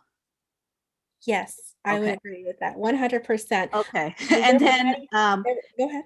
No, sorry, go ahead. I would say there were many considerations, and I think as we continue to move through, up until this point, we were saying, what about this option? And so we weighed through many options before we got to this point. But this was the last final one that we took to RTAC, took to the U.S. Department of Ed, and then brought to you all. Okay, because we find ourselves here because of where we've come from in the past and where we're headed to the future, and really considering that our next step is really that ACT. And I understand the dilemma about the items because in previous years we've had the end of course. Is that correct? Correct. Algebra 1, geometry, yeah. And so now we're in a position where when we have this just one assessment, you really, for validity and reliability, you need a much larger set of items in order to be able to report back. Is that correct? Okay. That's correct. Okay. So with that being said, I think that the overall performance level versus computing the sub-scores is going to alleviate some of that concern. Right? Because it's more, while still giving some information, the best information. That's right. We had to balance that. How much information can we give based on all of the considerations? And our TAC, again, the vendor felt that if we keep trying to go beyond a smaller grain of information, that we will start to put at jeopardy the validity, reliability of this assessment. I guess one phrase that kind of, if I could ask for clarification, is on the first document we got. It said TAC discouraged ADA from computing sub-scores and scaled scores for the reasons that we just discussed. TAC recommended only releasing overall performance level scores, again, understandably. And then the last, only releasing overall performance scores and freely calibrating the algebra items. So what does the freely calibrating mean? Board President Narducci, Superintendent Hoffman, board members, that was where I was talking again about you start with the geometry scale and freely calibrate. That means each of those items will be put onto that geometry scale, not that we will just put that scale, that entire scale on top of each other. We'll take each item and put it on that scale. Okay. And then going back to your other comments, they wanted us to not give that subscale, the sub-scores, sub-scores and scale scores are traditionally given on all of our assessments. The sub-scores in previous end of course assessments were groups of standards that we grouped. And then we said, based on all of these groups of standards, not just one set of standards, the student was either above, at, or below mastery. That's what we would not be giving this year. We would only be giving the performance level. Okay. Thank you. Audra, Member Baker has a follow-up. Yes, so could you just talk a little bit about how you expect teachers to use the test results? So I think that that's going to be a great challenge because in this year, I was anticipating that schools and teachers would use the result of this year to look back at how their students did in the past on this assessment, the same age students, and look at the impacts, look at where maybe some holes are due to the kind of learning and interrupted learning that students had this year. For grade 10, it's going to be harder because we don't have anything to go back and compare to because this is a different test. And then moving forward, what are they going to fill holes in? Well, there's nothing. We have a brand new assessment starting. So again, the results of this assessment, I think should not be used in the way that we traditionally would use statewide assessments to give them information about overall classroom instruction, about how they could change their scopes or how they could reinforce an item more than others in a class in the future, because we're switching to a completely different assessment that will have supports to support the students on that new assessment, instructional supports, those kinds of things. Just one more comment, and I realize all this, as has been stated, is all very technical, and there's been a lot of technical people involved in reviewing it and trying to make sure it's valid. If there's anything that can be done to make this more useful to teachers and schools rather than just checking a box, that would be worthy of a lot of time and attention, because again, I just worry that there's so little use for this that it's going to be hard for people to take it seriously and give it their best shot. And that, of course, is what we want. Thank you.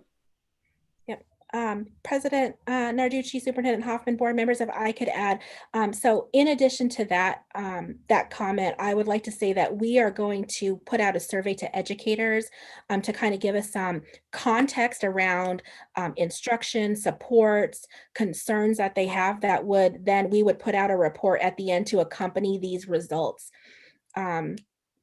try to give some more insight into across our state.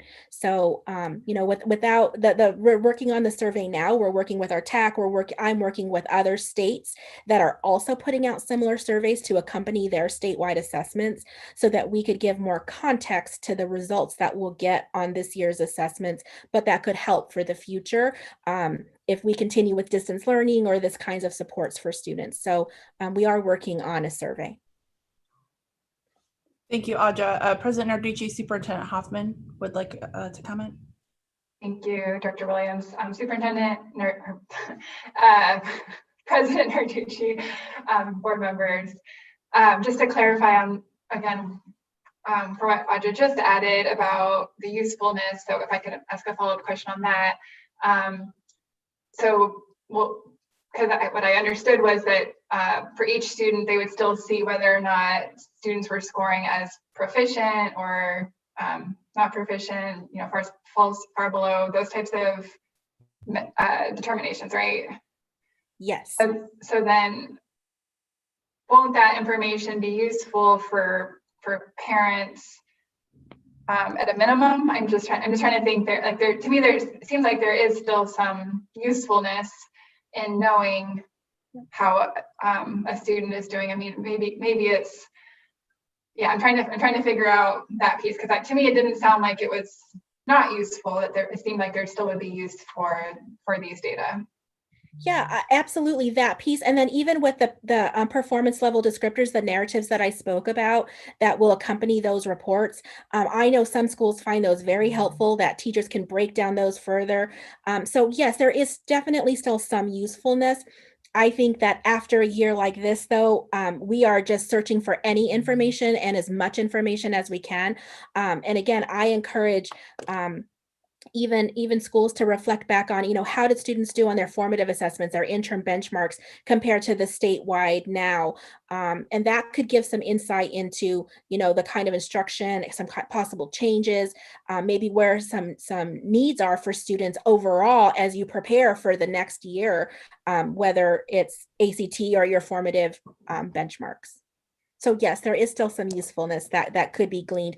And I would be happy to do a webinar on that. I'm taking a note on that to say, now with this year's results, what can you do for high school? So just like a high school math one. Thank you, Audra. That sounds like a really great idea. Please invite me. I would like to join. President Narducci, at this point, I do not see any other members that would wish to give comment or question. So if you want to do one more last, I guess, nope, Patricia is waving at me. Member Wellborn. Audra, I just want to ask, is it possible to report back to schools some of the, I'm probably not using the right terminology, but the raw data, in the sense that for a given grade, the 10th grade, can you say on question number 1, 25% of the students got this one wrong and 75% got it right, and really sort of top line through all the questions so that they could see, the teachers could at least sort of see some data. It would be anonymous, but they'd have some understanding of what were the questions that the students got right and what were the ones that got wrong, and do their own kind of analyzing. President Narducci, Superintendent Hoffman, board members, I do know that the last 3 years, we have a state law that says that we would provide an additional raw data file to the districts that would have some additional information. So I can definitely follow up with our vendor and ask about that specifically, but many LEAs do request that additional file. So I know there's some additional pieces in that file that aren't included in our regular file that goes out to all districts or our student reports. So I do know that that exists, and I would, I don't know if that specific information is in there, how many students got this one right or wrong, but I do know that there is more information that the schools wanted about coding for what standards contributed to certain parts of the student's score. Thank you. Well, I think that would be somewhat helpful for schools and teachers to understand which were the items the students did well on and which were the ones that were problematic. Okay. I will see what we can do for that. I do know that there's a good amount of information in there, and I know that many of our schools take that additional data file and do much more in-depth analysis that they use for planning. But again, I think I don't know specifically that one, but I can double check. Thank you, Audra. Thank you, Member Wellborn. President Narducci, I believe that concludes all the board's comments and questions. Thank you, Audra, and thank you all board members. I have a couple of questions, Audra, and thanks for the presentation and thanks for all the work. From the TAC members that we have on this issue, have we seen? Has the board, and maybe I missed this, has the board seen who the members of the TAC are on these issues and actually who participated from the TAC membership? President Narducci, Superintendent Hoffman, board members, I've given that list previous years, but I didn't include it with this submission. I can run off some of their names if that's helpful. We have Tom Haladina from ASU. He's written the book on actually assessment design. He has many, I think like the main book, we always reference his work as one of our TAC members. And I say, someone in our back pocket. So he is from ASU. We have Joan Jameson from NAU, and she is an expert on assessment design and ELs. We have Charlene Rivera. She's from the University of Georgetown. And she has been, again, mostly focused on work with ELs for all of our assessments. We have Jerry D'Agostino. He is our TAC chair, and he's from the the Ohio State University. And he has, again, been longtime TAC chair of our Arizona assessments and guides much of the conversation, discussion, and summarizes for us all of the work that our TAC does. We have Derek Briggs. He's from the University of Colorado. He is also expert psychometrician. So he runs and validates and makes sure that our psychometricians from our vendor companies are running their right analysis, making sure that our assessment is valid and reliable. And we have William Mearns. He's from University of Michigan. And again, all of these professors are mostly all now professors emeritus, have retired from the field, but still find significant value in supporting Arizona. And I'm sorry, I have one more member, Peg Gartz, and she's from the University of Texas, Austin. Thank you, Audra. So my concern, and it's not really a concern as much as it is a question, I guess, in my own mind, is, when I hear Cal speak, and I heard Mark Jorgensen earlier, I didn't hear of any members of the TAC that are members of the field in Arizona. We have professors, but do we have field members that are actually in the classroom or in the districts? So we don't, and typically TACs are made up from our universities across the state. So every state has a state assessment TAC that they go to, and they're usually made up of experts of the field from the university settings. And again, we have universities from Arizona and then outside Arizona. So it's not like our accountability TAC who are made up of schools and LEAs. This is a national TAC that states have to get that national perspective and guidance from for their statewide assessments. Great, thanks. I learned something. I appreciate that, Audra. Sure. Thank you very much. All right, I'm done. If everybody else on the board is done, we're very, very happy with the information, and hopefully it'll turn out the way it needs to turn out with the calibrations and things. Appreciate that very much. With that information, I'd like to have a motion to approve the proposed reporting plan for the 2020-2021 AZ Merit 2 Math Grade 10 assessment, in which 2020-2021 Grade 10 Math AZM2 assessment scores will be reported with the same performance levels used for the AZ Merit Geometry end of course assessment. I move approval as presented. This is Daniel. I have a motion by Dr. Core. And do I have a second? Second, Member Kay. And I have a second by Member Kay. Please turn on your videos and unmute. All in favor, say aye. Aye. Aye. Aye. Any opposed? Nay. Sounds unanimous. Thank you very much. Thank you. Thank you, Audra. Appreciate it. Thanks for all the discussion. Thank you. President, Yes. before we call item 5D, can we take like a 7-minute break so we can use facilities and whatnot? Yes. Right now? Right now. Yes, Right sir. now. 7-minute break. We'll reconvene at 1:57 or so. I mean, I'm sorry, 1:57 or so. What time, Alicia? How about 11:55? Yeah, 11:55. Be great. Perfect.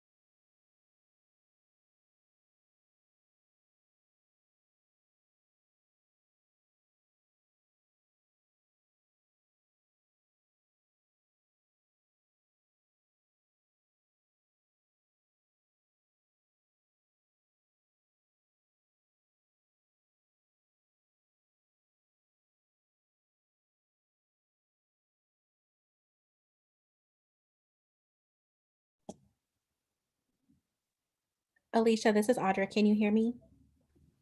Yes, Audra, how can I help you?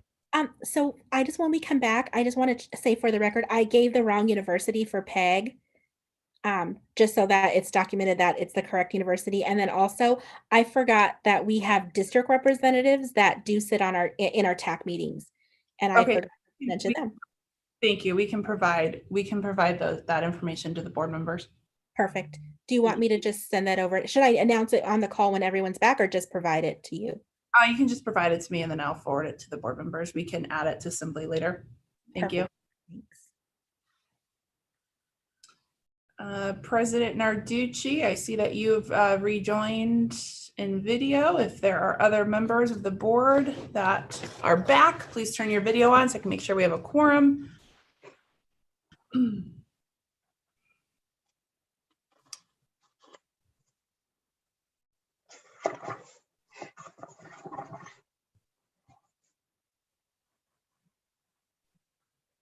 Wonderful. President Narducci, we do have a quorum. If you want to call to order back the meeting, call the meeting back to order at 11:50.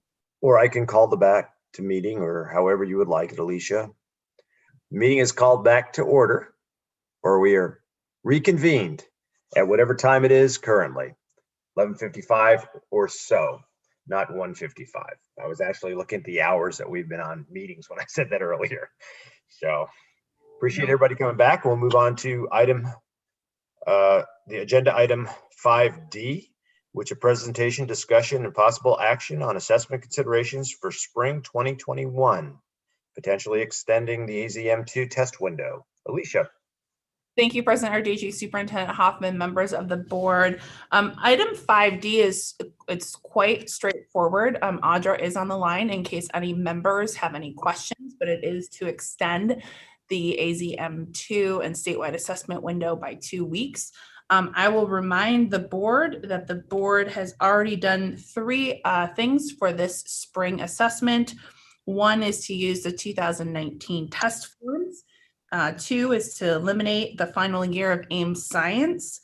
And 3 is to remove field test items, therefore reducing the length of the test. So this is just the 4th thing that the board can do within statewide assessment, and we are asking the board to take action to extend the testing window by 2 weeks. If there are questions, like I said, Audra is available, but if there are not, President Narducci, I would recommend moving to the motion. Thank you, Alicia. I appreciate that very much. I read all the information that was provided in the packet. It was very complete, especially with respect to what the other states were doing, and I appreciated all that information as we move forward. Do I have any comments from the board before I move request a motion? Seeing none, unless there is one, Alicia, because I still can only see 4 people. Member Hoffman has raised her hand. Okay, thank you. Superintendent Hoffman. Thank you, President Narducci, board members. I just wanted to comment that I'm very supportive of having the extended testing window, because I think what we continue to prioritize is having maximum flexibility for our schools and districts, and just the months ahead there's still so many unknowns. So I just really appreciate that the board and our assessment team and accountability team, that we've all been really working collaboratively to see where we can find ways to give our schools maximum flexibility. So just wanted to lend that comment of support. Thank you, Superintendent Hoffman. Any other comments? President Narducci, no, I don't see any other members with their hands raised. Thank you, Director Williams. I'll call for a motion to extend the AZM2 test window for the spring 2021 test administration and delay reporting for grades 4 through 8 and high school. So moved. I have a motion by who was that? Dr. Mack or? Yes. Okay, I have a motion by Dr. Mack. And do I have a second? Second, Robbins. And is everybody unmuted and everybody have a picture? Thank you, Dr. Robbins. All right, all in favor, say aye. Aye. Aye. Any opposed? Hearing none, it's unanimous. Thank you. We'll move on to item 5E, which is a presentation, discussion, and possible action to adopt an A2F accountability resolution. If everybody recalls, November 16th, I believe it was, we had a special meeting regarding this item. Many things were discussed by the board members.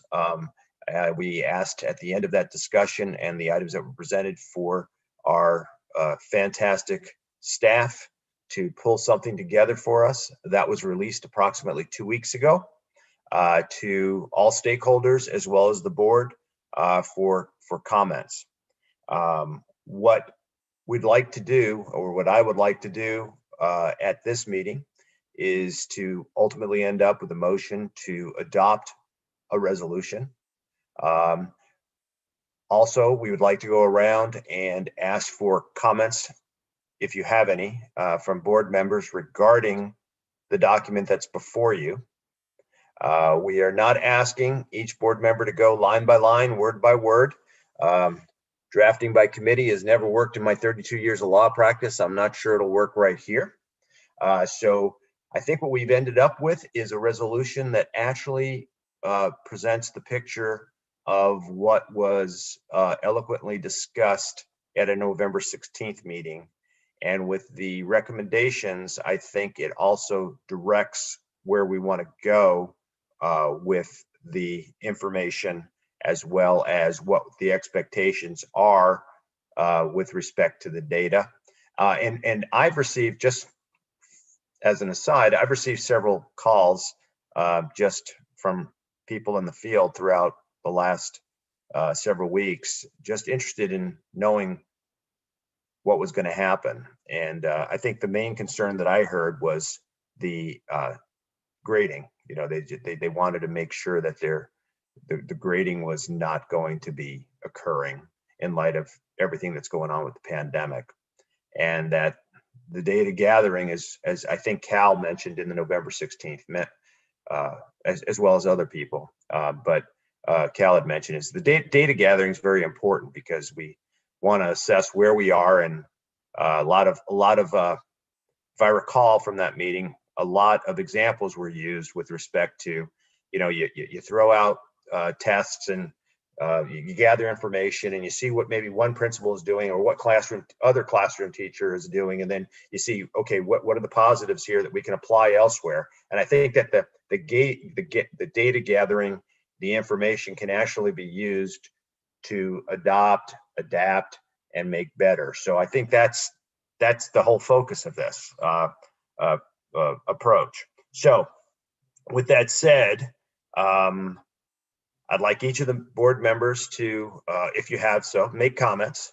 And then if in fact the board can agree that as it sits, it can be approved, or if we have to make amendment, we can do so with board approval. But let's go from there. So Alicia, I'm going to turn it over to you to go board by board member, if that's possible, and then we'll go from there. Perfect. Thank you, President Narducci. Since you gave some comments, I'm actually going to go backwards in my list. So next up, we'll have Member Wellborn.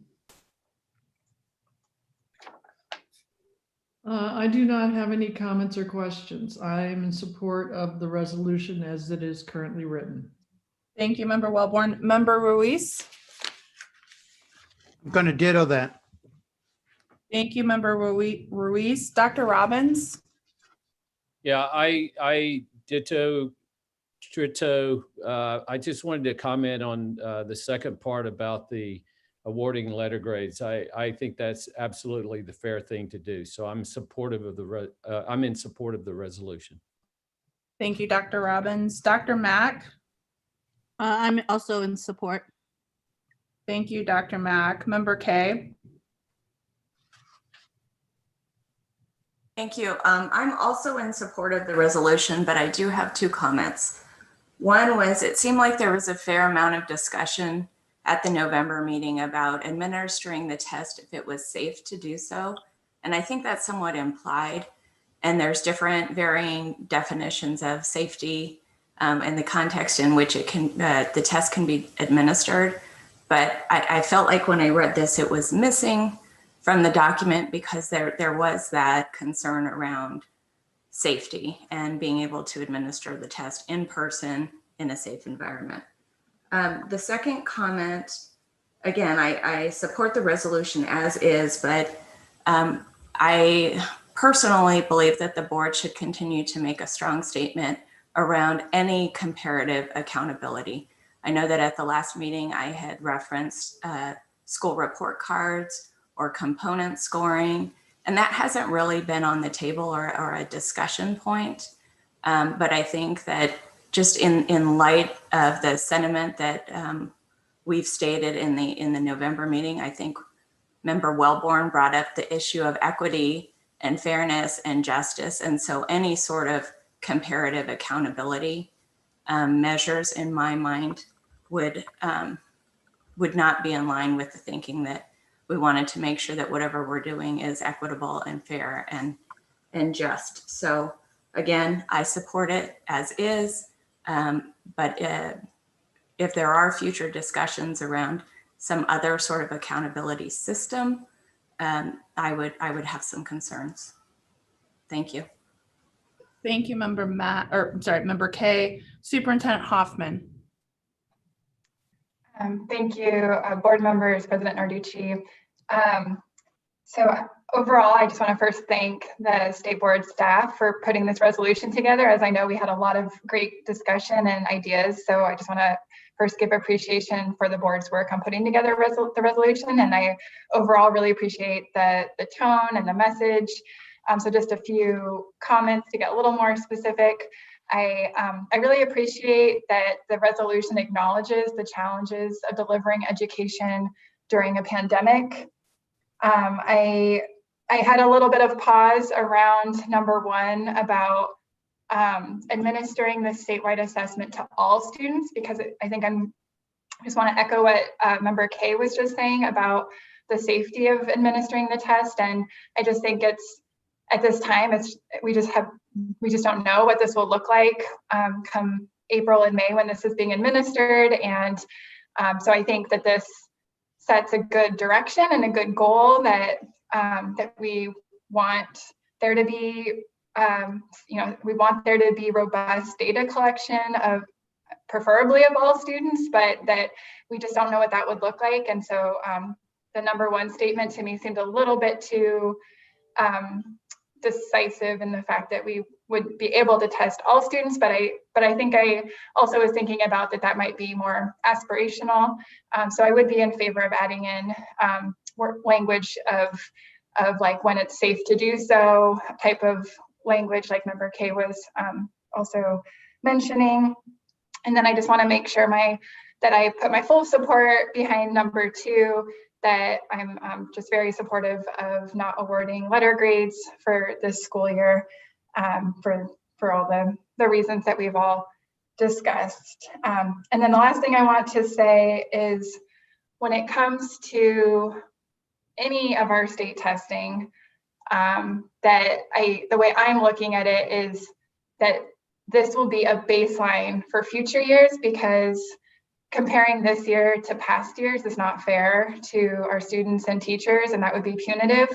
But it is important to have a new baseline so that we can, in future years, be able to look at growth, and also in thinking about the delivery of resources and thinking, about professional development. And I think, I have a lot of questions about where students are at in terms of math and reading, and of course, all the other important parts of school. But I do think it's really important to be thinking of it through that lens of we need baseline data and we want it to be as comprehensive as possible. But again, just of course want to be thinking about the safety and being flexible and open-minded about what that might look like in the spring. Thank you, Superintendent Hoffman. Dr. Kaur. Thank you, Alicia. I'm supportive of the resolution. We want this data. We want this data for all the right reasons, to help inform practice, to improve practice, to ultimately achieve greater outcomes from our students. So I would also say that I'm very proud of this board and the work that you all did to provide the input, and then equally proud of board staff that crafted this resolution. I think we were at our finest during the process and at our finest with this result. So Look forward to voting in the affirmative. Thank you, Dr. Kaur. Member Burton? So I support the resolution, but I support the first part because I think we absolutely need to collect this data. I think we know it's not going to be perfect, but I think we need data to inform, as Superintendent Hoffman mentioned, resource allocation decisions. I mean, if we're not measuring, we don't know. And so I think it's important for those reasons. And I also think we shouldn't hide from the realities of how COVID-19 has impacted student learning.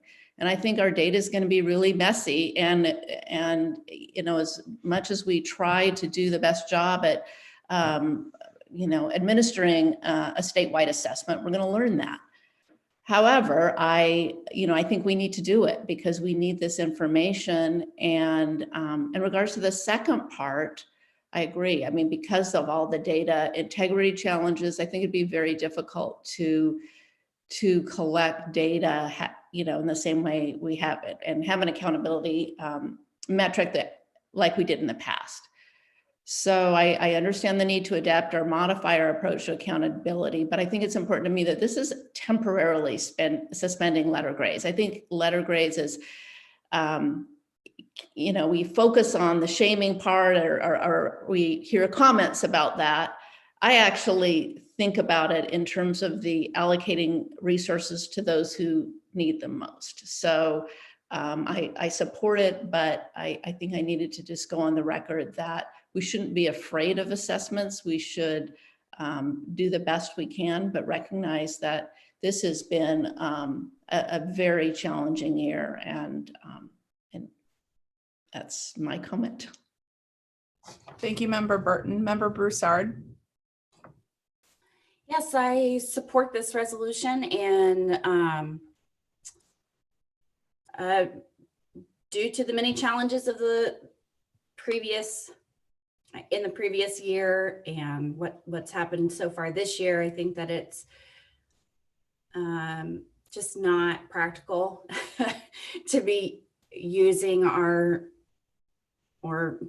accommodation system. I'm sorry, the accountability system in the same way that we have in the past, because we're missing so many big portions of data. So in any way, shape, or form, we will need to do some major modifications to get any sort of grade out of it for our schools. So I think we've done a good job here with this, and I support it. Thank you. Member Broussard. Member Baker? Member Baker, you're on mute. Nope, you're not. You're still on. There you go. There we go. Okay. The primary intent of this document was for this board to be proactive. So I'm thrilled that we're here at this point and putting a stake in the ground.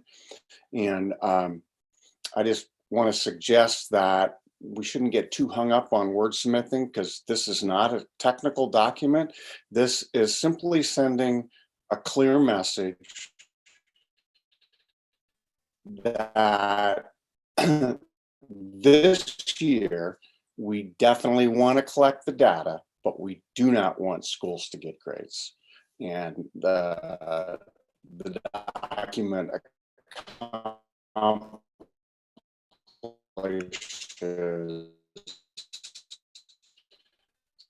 sending that message. So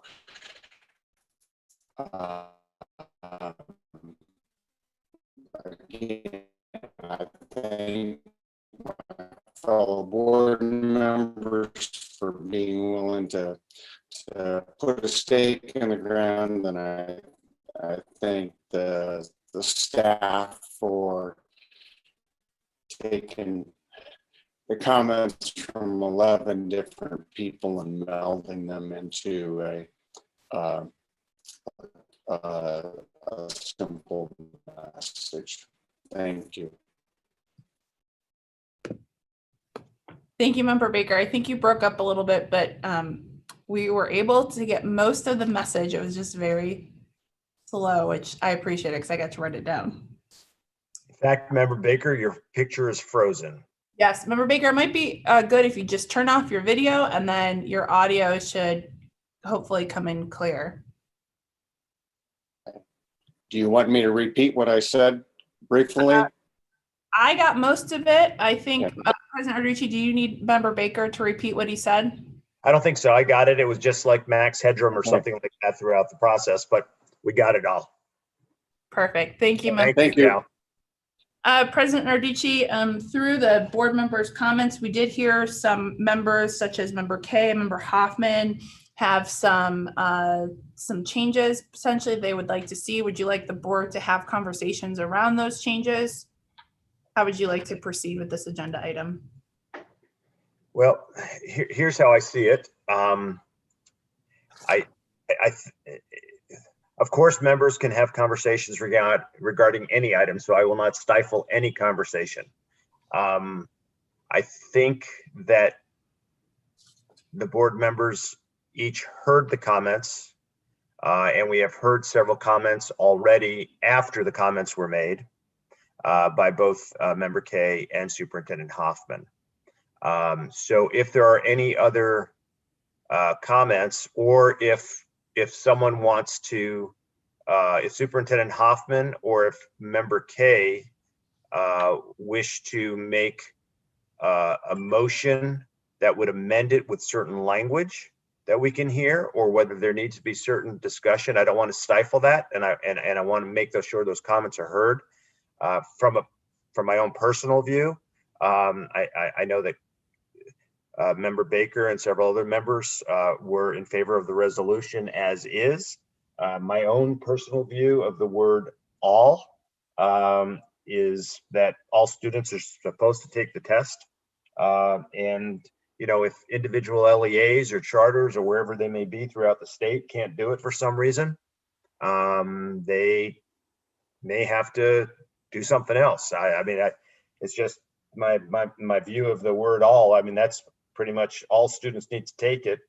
And then what I found throughout this past 9 months is that everybody's interpretation of safe has been all over the board, you know, so, and different things for safety, and you know, you have different people interpreting things different ways. Science is science to some people, science is not science to other people. So we have to leave it to the individual LEAs and charters to do what they need to do. But the expectations, I think, from the Board of Education are that all students should do it in the time frame, and that districts and LEAs and charters can accommodate as they see need to be accomplished in their areas. That's my view. So is there any further comment that just needs to have happen, or does someone want to do a motion for amendment for consideration, or however we want to proceed?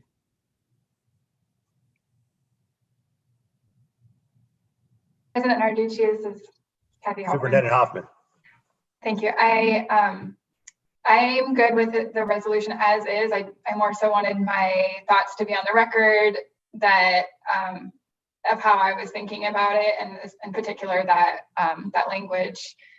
So I'm good with keeping the language as is, and especially since I agree with not wanting to spend a lot of time on wordsmithing, and agree with your perspective on the word safety. So that would be my perspective. Thank you, Superintendent Hoffman. Appreciate that.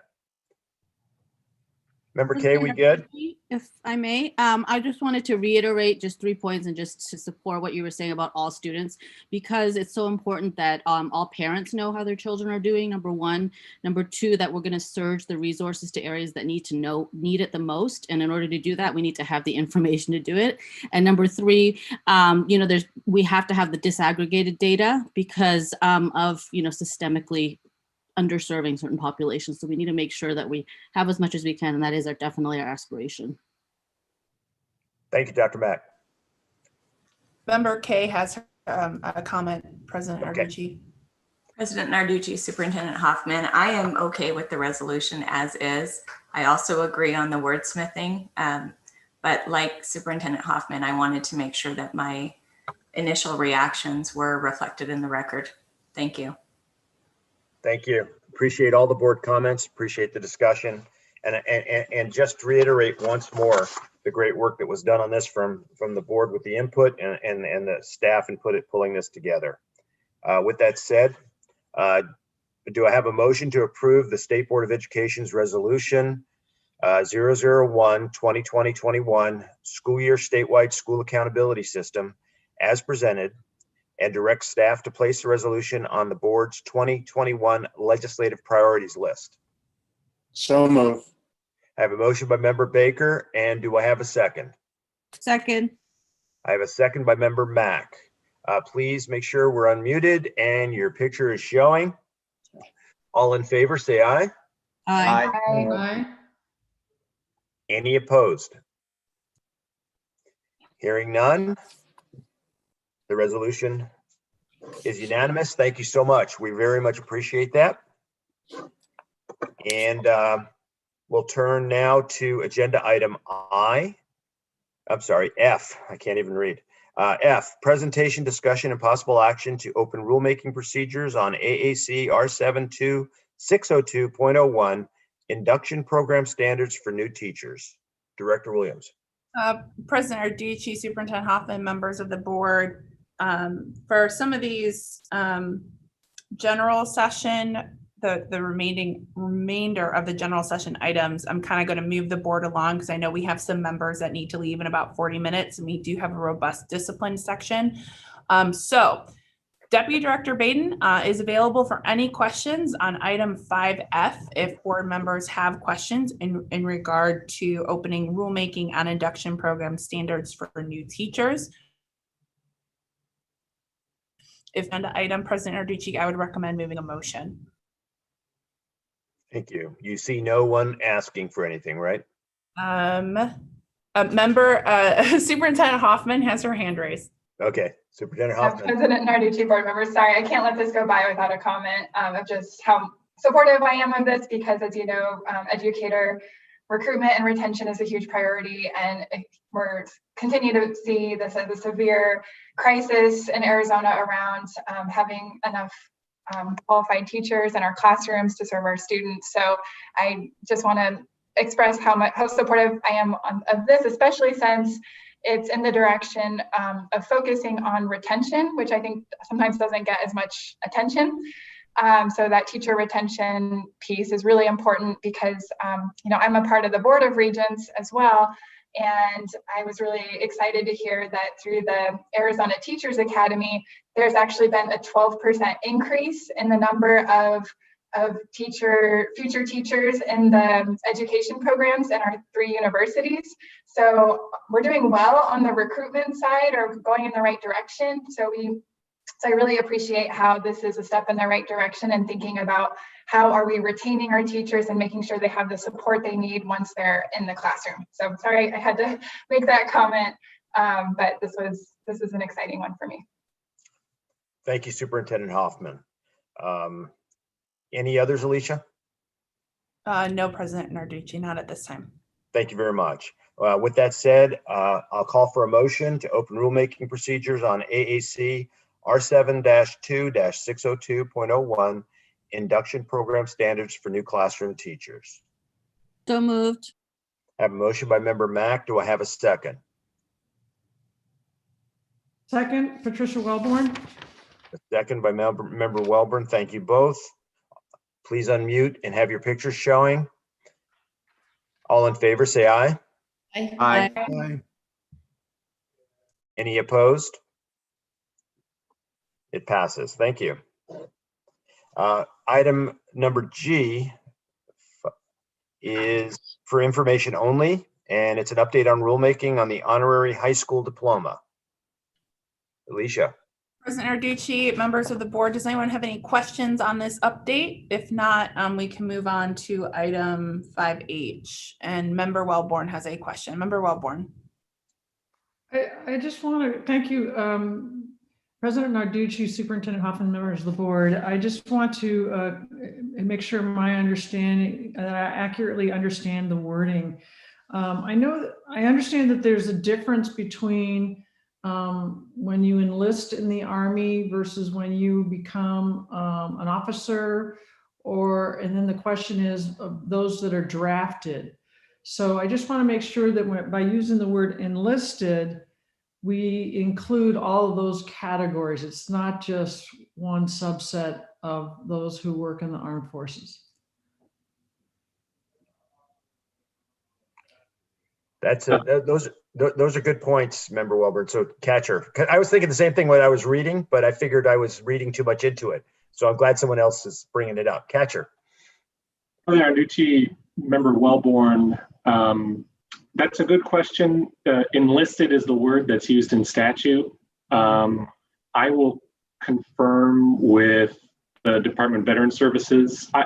I do not think that enlisted is meant only to capture enlisted men versus officers. Well, if you're an officer, you probably got a high school diploma, if not a college degree, or drafted men. I'm guessing, or women, I guess, but men probably for these years of conflicts. So I'm guessing that it's supposed to be inclusive and not exclusive, but I'll confirm that with you. And because this is just an update, if we need some rule clarification, we can bring it to the board in January when it comes for adoption. Thank you. Great. Okay, Alicia.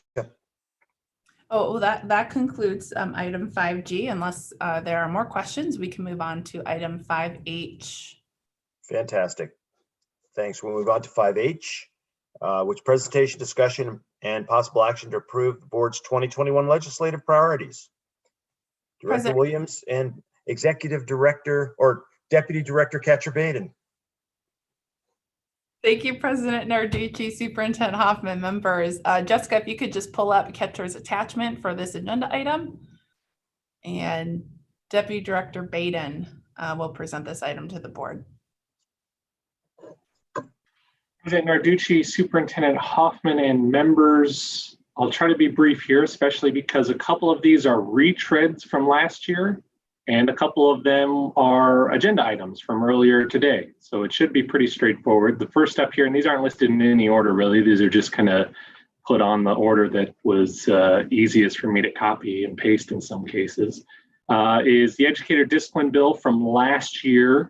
If you recall, that bill received unanimous support throughout the process. Representative Udall sponsored one in the House, and Senator Brophy-McKee sponsored one in the Senate. They received unanimous support in both chambers. It was ready for one final vote on the last day of what ended up being the last day of session for the Senate and the House, but the Senate sine died before voting on those bills, and so that bill unfortunately died. So we're recommending bringing that back, same exact bill as the House engrossed version. Still, we've had check-ins with a couple of stakeholders, and everybody's still very supportive. Legislature's still very supportive, still really wants to do this. So recommending bringing that back. Next up, further down the list, is early literacy proposals. The board adopted these last year as well, again, from the ad hoc committee. Same recommendations in there, and we feel that there's going to be some support around at least one or two of these items in here that we're going to be able to work on collaboratively with other stakeholders as we sort of push through. Of course, a lot of that's dependent on the nature of the upcoming session, whether not just budget, but also just the impacts of COVID and how this session will be impacted just like everything else in life. But we wanted to bring this one back again so we can have another bite at the apple in a non-abbreviated session, hopefully this year. And then the last two on the list on the next page are from agenda items today. So assessment scores and data reporting is relating to the assessment window, the testing window that the board voted on earlier today. We're recommending going into statute and asking for some flexibility on the score reporting, not just for this year, but for future years. And then the last one is, of course, relating to ADAF accountability and it should probably also include statewide assessment, the values that the board just adopted as part of that resolution. So those are the big four that we have in front of you today. Again, things that we've talked at length at already, but I'm happy to answer any questions. And I should also mention, this list is not exhaustive necessarily of everything that the board might want to support in the upcoming legislative session. The legislative committee, of course, has that process. The board could always weigh in at each board meeting. This is really just the big four things that the board wants to try to help drive or be in the driver's seat on for this upcoming session. So I'm happy to answer any questions. Thank you, Catcher. Do we have any questions from the board members? President Narducci, I do not see any board members waving fanatically at me. Great. Thank you very much. Appreciate it. And we'll move on with the agenda. President Narducci, we do need a motion on that one. Oh, sorry. Oh, sorry. I thought it was for information only. Do I have a motion to approve the 2021? Oh, let's make sure we're unmuted and pictures. And do I have a motion to approve the 2021 legislative priorities? I move approval as presented. I have a motion by member Core and I'll do a second by member Burton. Is that correct, member Burton? Thank you. All in favor, say aye. Aye. Aye. Any opposed? Thank you. The ayes have it. Now we'll move on to number 6, call to the public. President Narducci, we do not have any requests to speak for item 6. We do have one for item 8. Okay, thank you. We'll move on to item 7. Item 7 is the consent agenda for certification enforcement actions. And I'd like to take these in a single motion, and I have an A1 through 6. So I have 7A1 through 7A6. And I'm assuming that everyone has read those. And I'll call for a motion to approve items 7A1 through 7A6 of the consent agenda.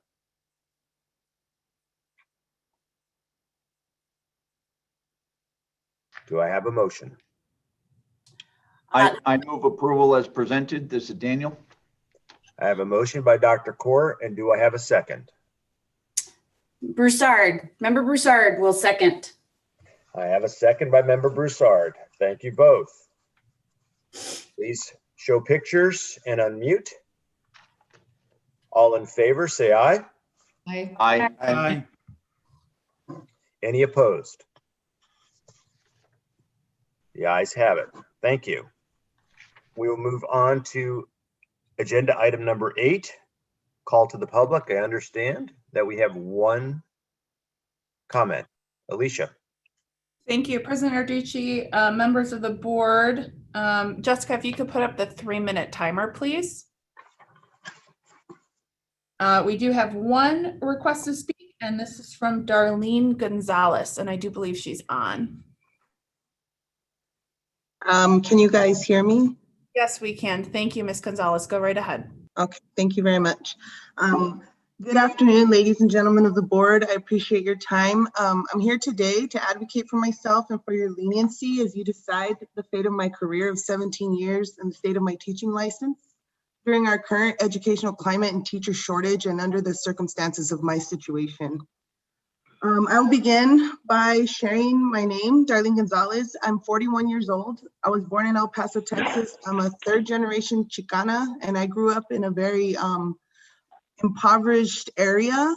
And despite all this, I've taken a lot of pride in my education and where I've come throughout my life. I have a bachelor's degree in interdisciplinary studies. I have a master's degree in curriculum instruction and a PhD in curriculum studies. I have my teacher certification. I also have endorsements in early childhood education, bilingual education, ESL, and SEI. And today I just wanted to give you a little bit of my background in regards to this case. I've been a single mother. My children are now in their 20s, but I took great pride in getting my education and getting to where I am today. I worked hard in school. But at the age of 15, I got pregnant and I had my 2 children. I also had to survive a domestic violence situation with their father, which I still continue to have to struggle with to this day. He's very emotionally and physically abusive. He's controlling. He has raped me in the past, and part of the circumstances of my losing of my teaching license revolve around him. He kidnapped my child from me 3 years ago. My son is epileptic. He's disabled, developmentally disabled. He has autism. He has social emotional disorders, learning disabilities, many issues with him. He's had 4 brain surgeries. And his father kidnapped him from me, also had me arrested for domestic violence, even though I did not have any kind of physical contact with anybody that evening. He's in law enforcement, so he was able to use his badge to get what he wanted that day. And I just wanted you guys to understand really where I've come from and the obstacles that I've had to overcome in my life because of him and other situations in my lifetime. And I want not to come here and try and blame someone else for the circumstances that have occurred, but to let you know that I take full responsibility for my actions, especially in consideration of the DUI that I received. And I want you to know that I really hope that you can give me the leniency that I would give to my students when considering that although this is something that I did, it's also something that I've been learning from and something that I'm taking with a lot of grace. And I just appreciate your time. Thank you. Thank you, Ms. Gonzalez. President Arducci, that concludes item 8, the call to the public. Thank you, Ms. Gonzalez. Appreciate it. We'll move on to item 9, which is our general session for certification enforcement actions. Item 9A, we have 3 items regarding Megan Deloff, Amanda Fenton, and Anthony Reed. Unless there's any comments or further discussion, I'd like to take these in a single motion. Do I have a motion to approve items 9A1 through 9A3? Please unmute and show your face.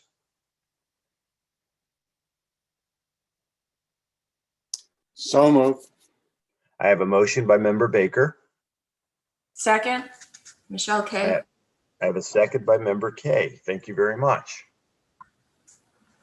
All in favor, say aye. Aye. Aye. Any opposed? The ayes have it. Thank you. Now we'll move down to item 9B. And 9B pertains to the recommendation by the PPAC in regard to Hans H. Dittmer. Do we have any discussion regarding the PPAC and Mr. Dittmer? President Narducci. Yes. It's Member Broussard. And, you know, when I was reading this, I was a bit shocked at the recommendation from PPAC. But when I continued reading, you know, I think that the major deciding factor for this was the fact that there was no proof that this had happened. It was hearsay, and that the students may have had a history of accusations that were unfounded. And so, you know, I had a hard time with this one just because as a mother of two boys and or teenagers or any children for that matter, were so diligent about being aware of what they're exposed to, and for these students who allegedly were exposed to this by a teacher at their school, obviously would evoke some emotion in me and any parent, I think. But we don't often see where something like this comes in front of us, where there's accusations like this, but no evidence to prove that it actually happened. So I have a lot of faith in our PPAC members. I know that they are very diligent and they review these very closely, and that they truly have what's best for our students and their safety in mind when they're making these decisions. And so I just wanted to bring that up, because at surface, this looks like a really egregious case. And when looking into it further, there wasn't really any substantial or evidence to prove that this happened. And just wanted to be heard on that. Thank you, Member Broussard. I initially had the same read. When you read, being in practice for so many years, you read accusations, and based upon accusations, you could think the worst. I'm just glad that we had the members of the PPAC to hear all the evidence and decide the way they decided, and were able to come down with the conclusion that they did. Any other comments? With that said, do I have a motion to adopt the findings of fact, conclusions of law, and the recommendation of the PPAC? I'm losing my place here. The recommendation of the PPAC, and dismiss all disciplinary action and grant the application for certification of Hans H. Dittmer. So moved. I have a motion by Dr. Kaur. Do I have a second?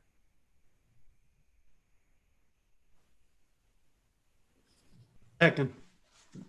I have a second by Member Ruiz. Thank you.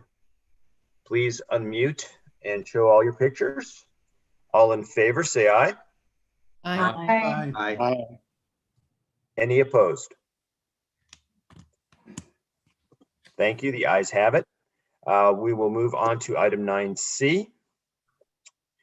Presentation, discussion, and possible action on the findings of fact, conclusions of law, and recommendations of the PPAC to suspend the teaching certificates of Cheryl Falvo, case number C 2019-333, for a period of 2 years. Do we have any discussion regarding that case? Hearing none.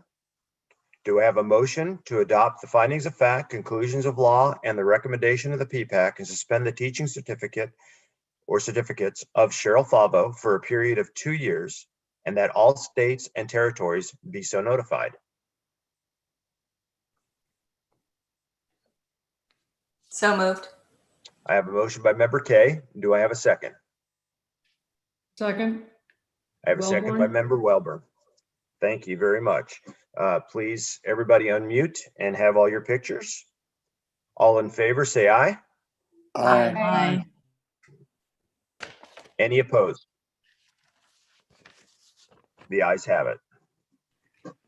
We'll move on to item 9D, which is a presentation, discussion, and possible action on the findings of fact, conclusions of law, and recommendation of the PPAC to suspend the teaching certificates of Darlene Gonzalez Galindo, case number C 2019-576, for a period of 18 months. Any discussion regarding that case? Hearing none. Do I have a motion to adopt the findings of fact, conclusions of law, and the recommendation of the PPAC and suspend the teaching certificates of Darlene Michelle Gonzalez Galindo for a period of 18 months with the condition of successful completion of an alcohol diversion program as approved by board staff, and that all states and territories be so notified? So moved. I have a motion by Member Broussard. Do I have a second? Second. I have a second by Member Baker. Please unmute and have all pictures showing. All in favor, say aye. Aye. Aye. Any opposed? The ayes have it. Move on to item 9E. Presentation, discussion, and possible action on the findings of fact, conclusions of law, and recommendation of the PPAC to revoke the teaching certificates of Mia Lou Reinaldo, case number C-2020-000-315 for a period of 5 years. Any discussion regarding that case? Hearing none. Do I have a motion to adopt the findings of fact, conclusions of law, and the recommendation of the PPAC and revoke the teaching certificates of Mia Lou Reinaldo for a period of 5 years, and that all states and territories be so notified?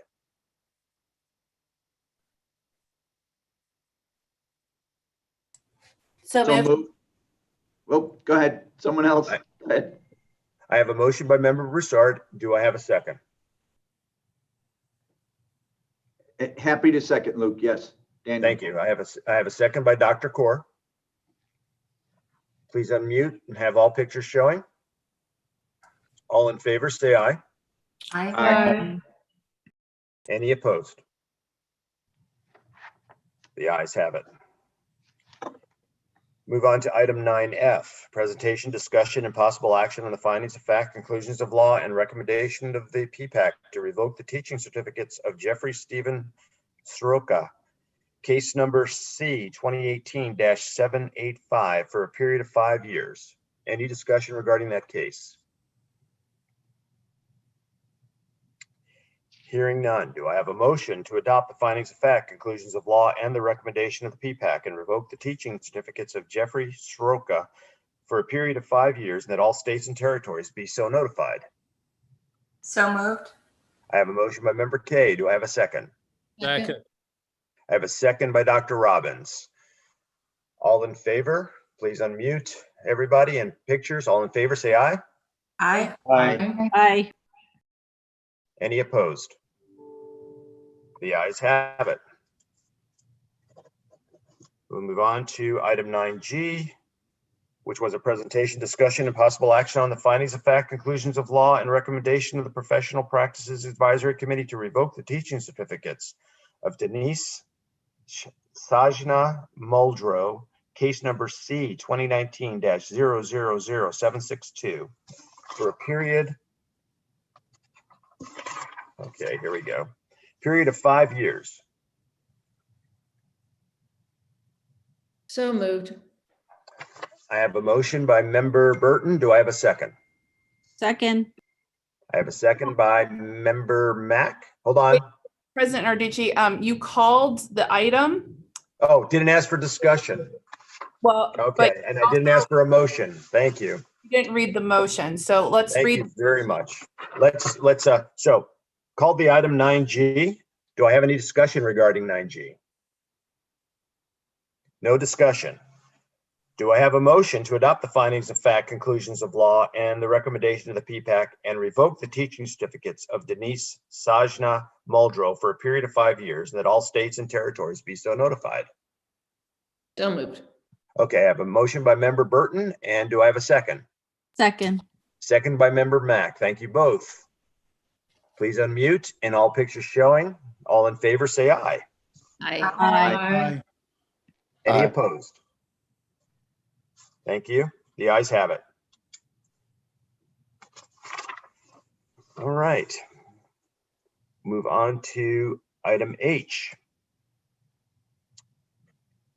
Which is a presentation, discussion of possible actions on the findings of fact, conclusions of law, and recommendation of the Professional Practices Advisory Committee to revoke the teaching certificates of John E.R. Thompson III, case number C 2019-768 for a period of 5 years. Any discussion regarding item 9H, this case? Hearing none. Do I have a motion to adopt the findings of fact, conclusions of law, and the recommendation of the PPAC and revoke the teaching certificates of John E.R. Thompson III for a period of 5 years, and that all states and territories be so notified? So moved. I have a motion by member Welborn, and who was the second? I'll second President Narducci. Daniel. Thank you. I have a second by Dr. Kaur. Please, everyone unmute and have your pictures showing. All in favor, say aye. Aye. Aye. Aye. Any opposed? Thank you very much. The ayes have it. Thank you, board. Sorry, I got confused there in my recitation of the previous item. We'll move on to agenda item number 10, which is the summary of our current events. And moving forward, Director Williams. Thank you, President Narducci, members of the board. I just want to thank the board for a wonderful 2020 board schedule year. Although it was quite different, we were able to have virtual meetings, which I think the process has been great. We've had a lot of learning curves, but I think we've been able to reach more Arizona citizens through these virtual meetings because more people can join us. So that's the plus for me for this year. Additionally, thank you, all of you, for your robust conversations on today's board meeting. I will tell you that I told President Narducci and I think Superintendent Hoffman that I thought this meeting would be 4 to 6 hours, and you all have proved me wrong. So I appreciate that.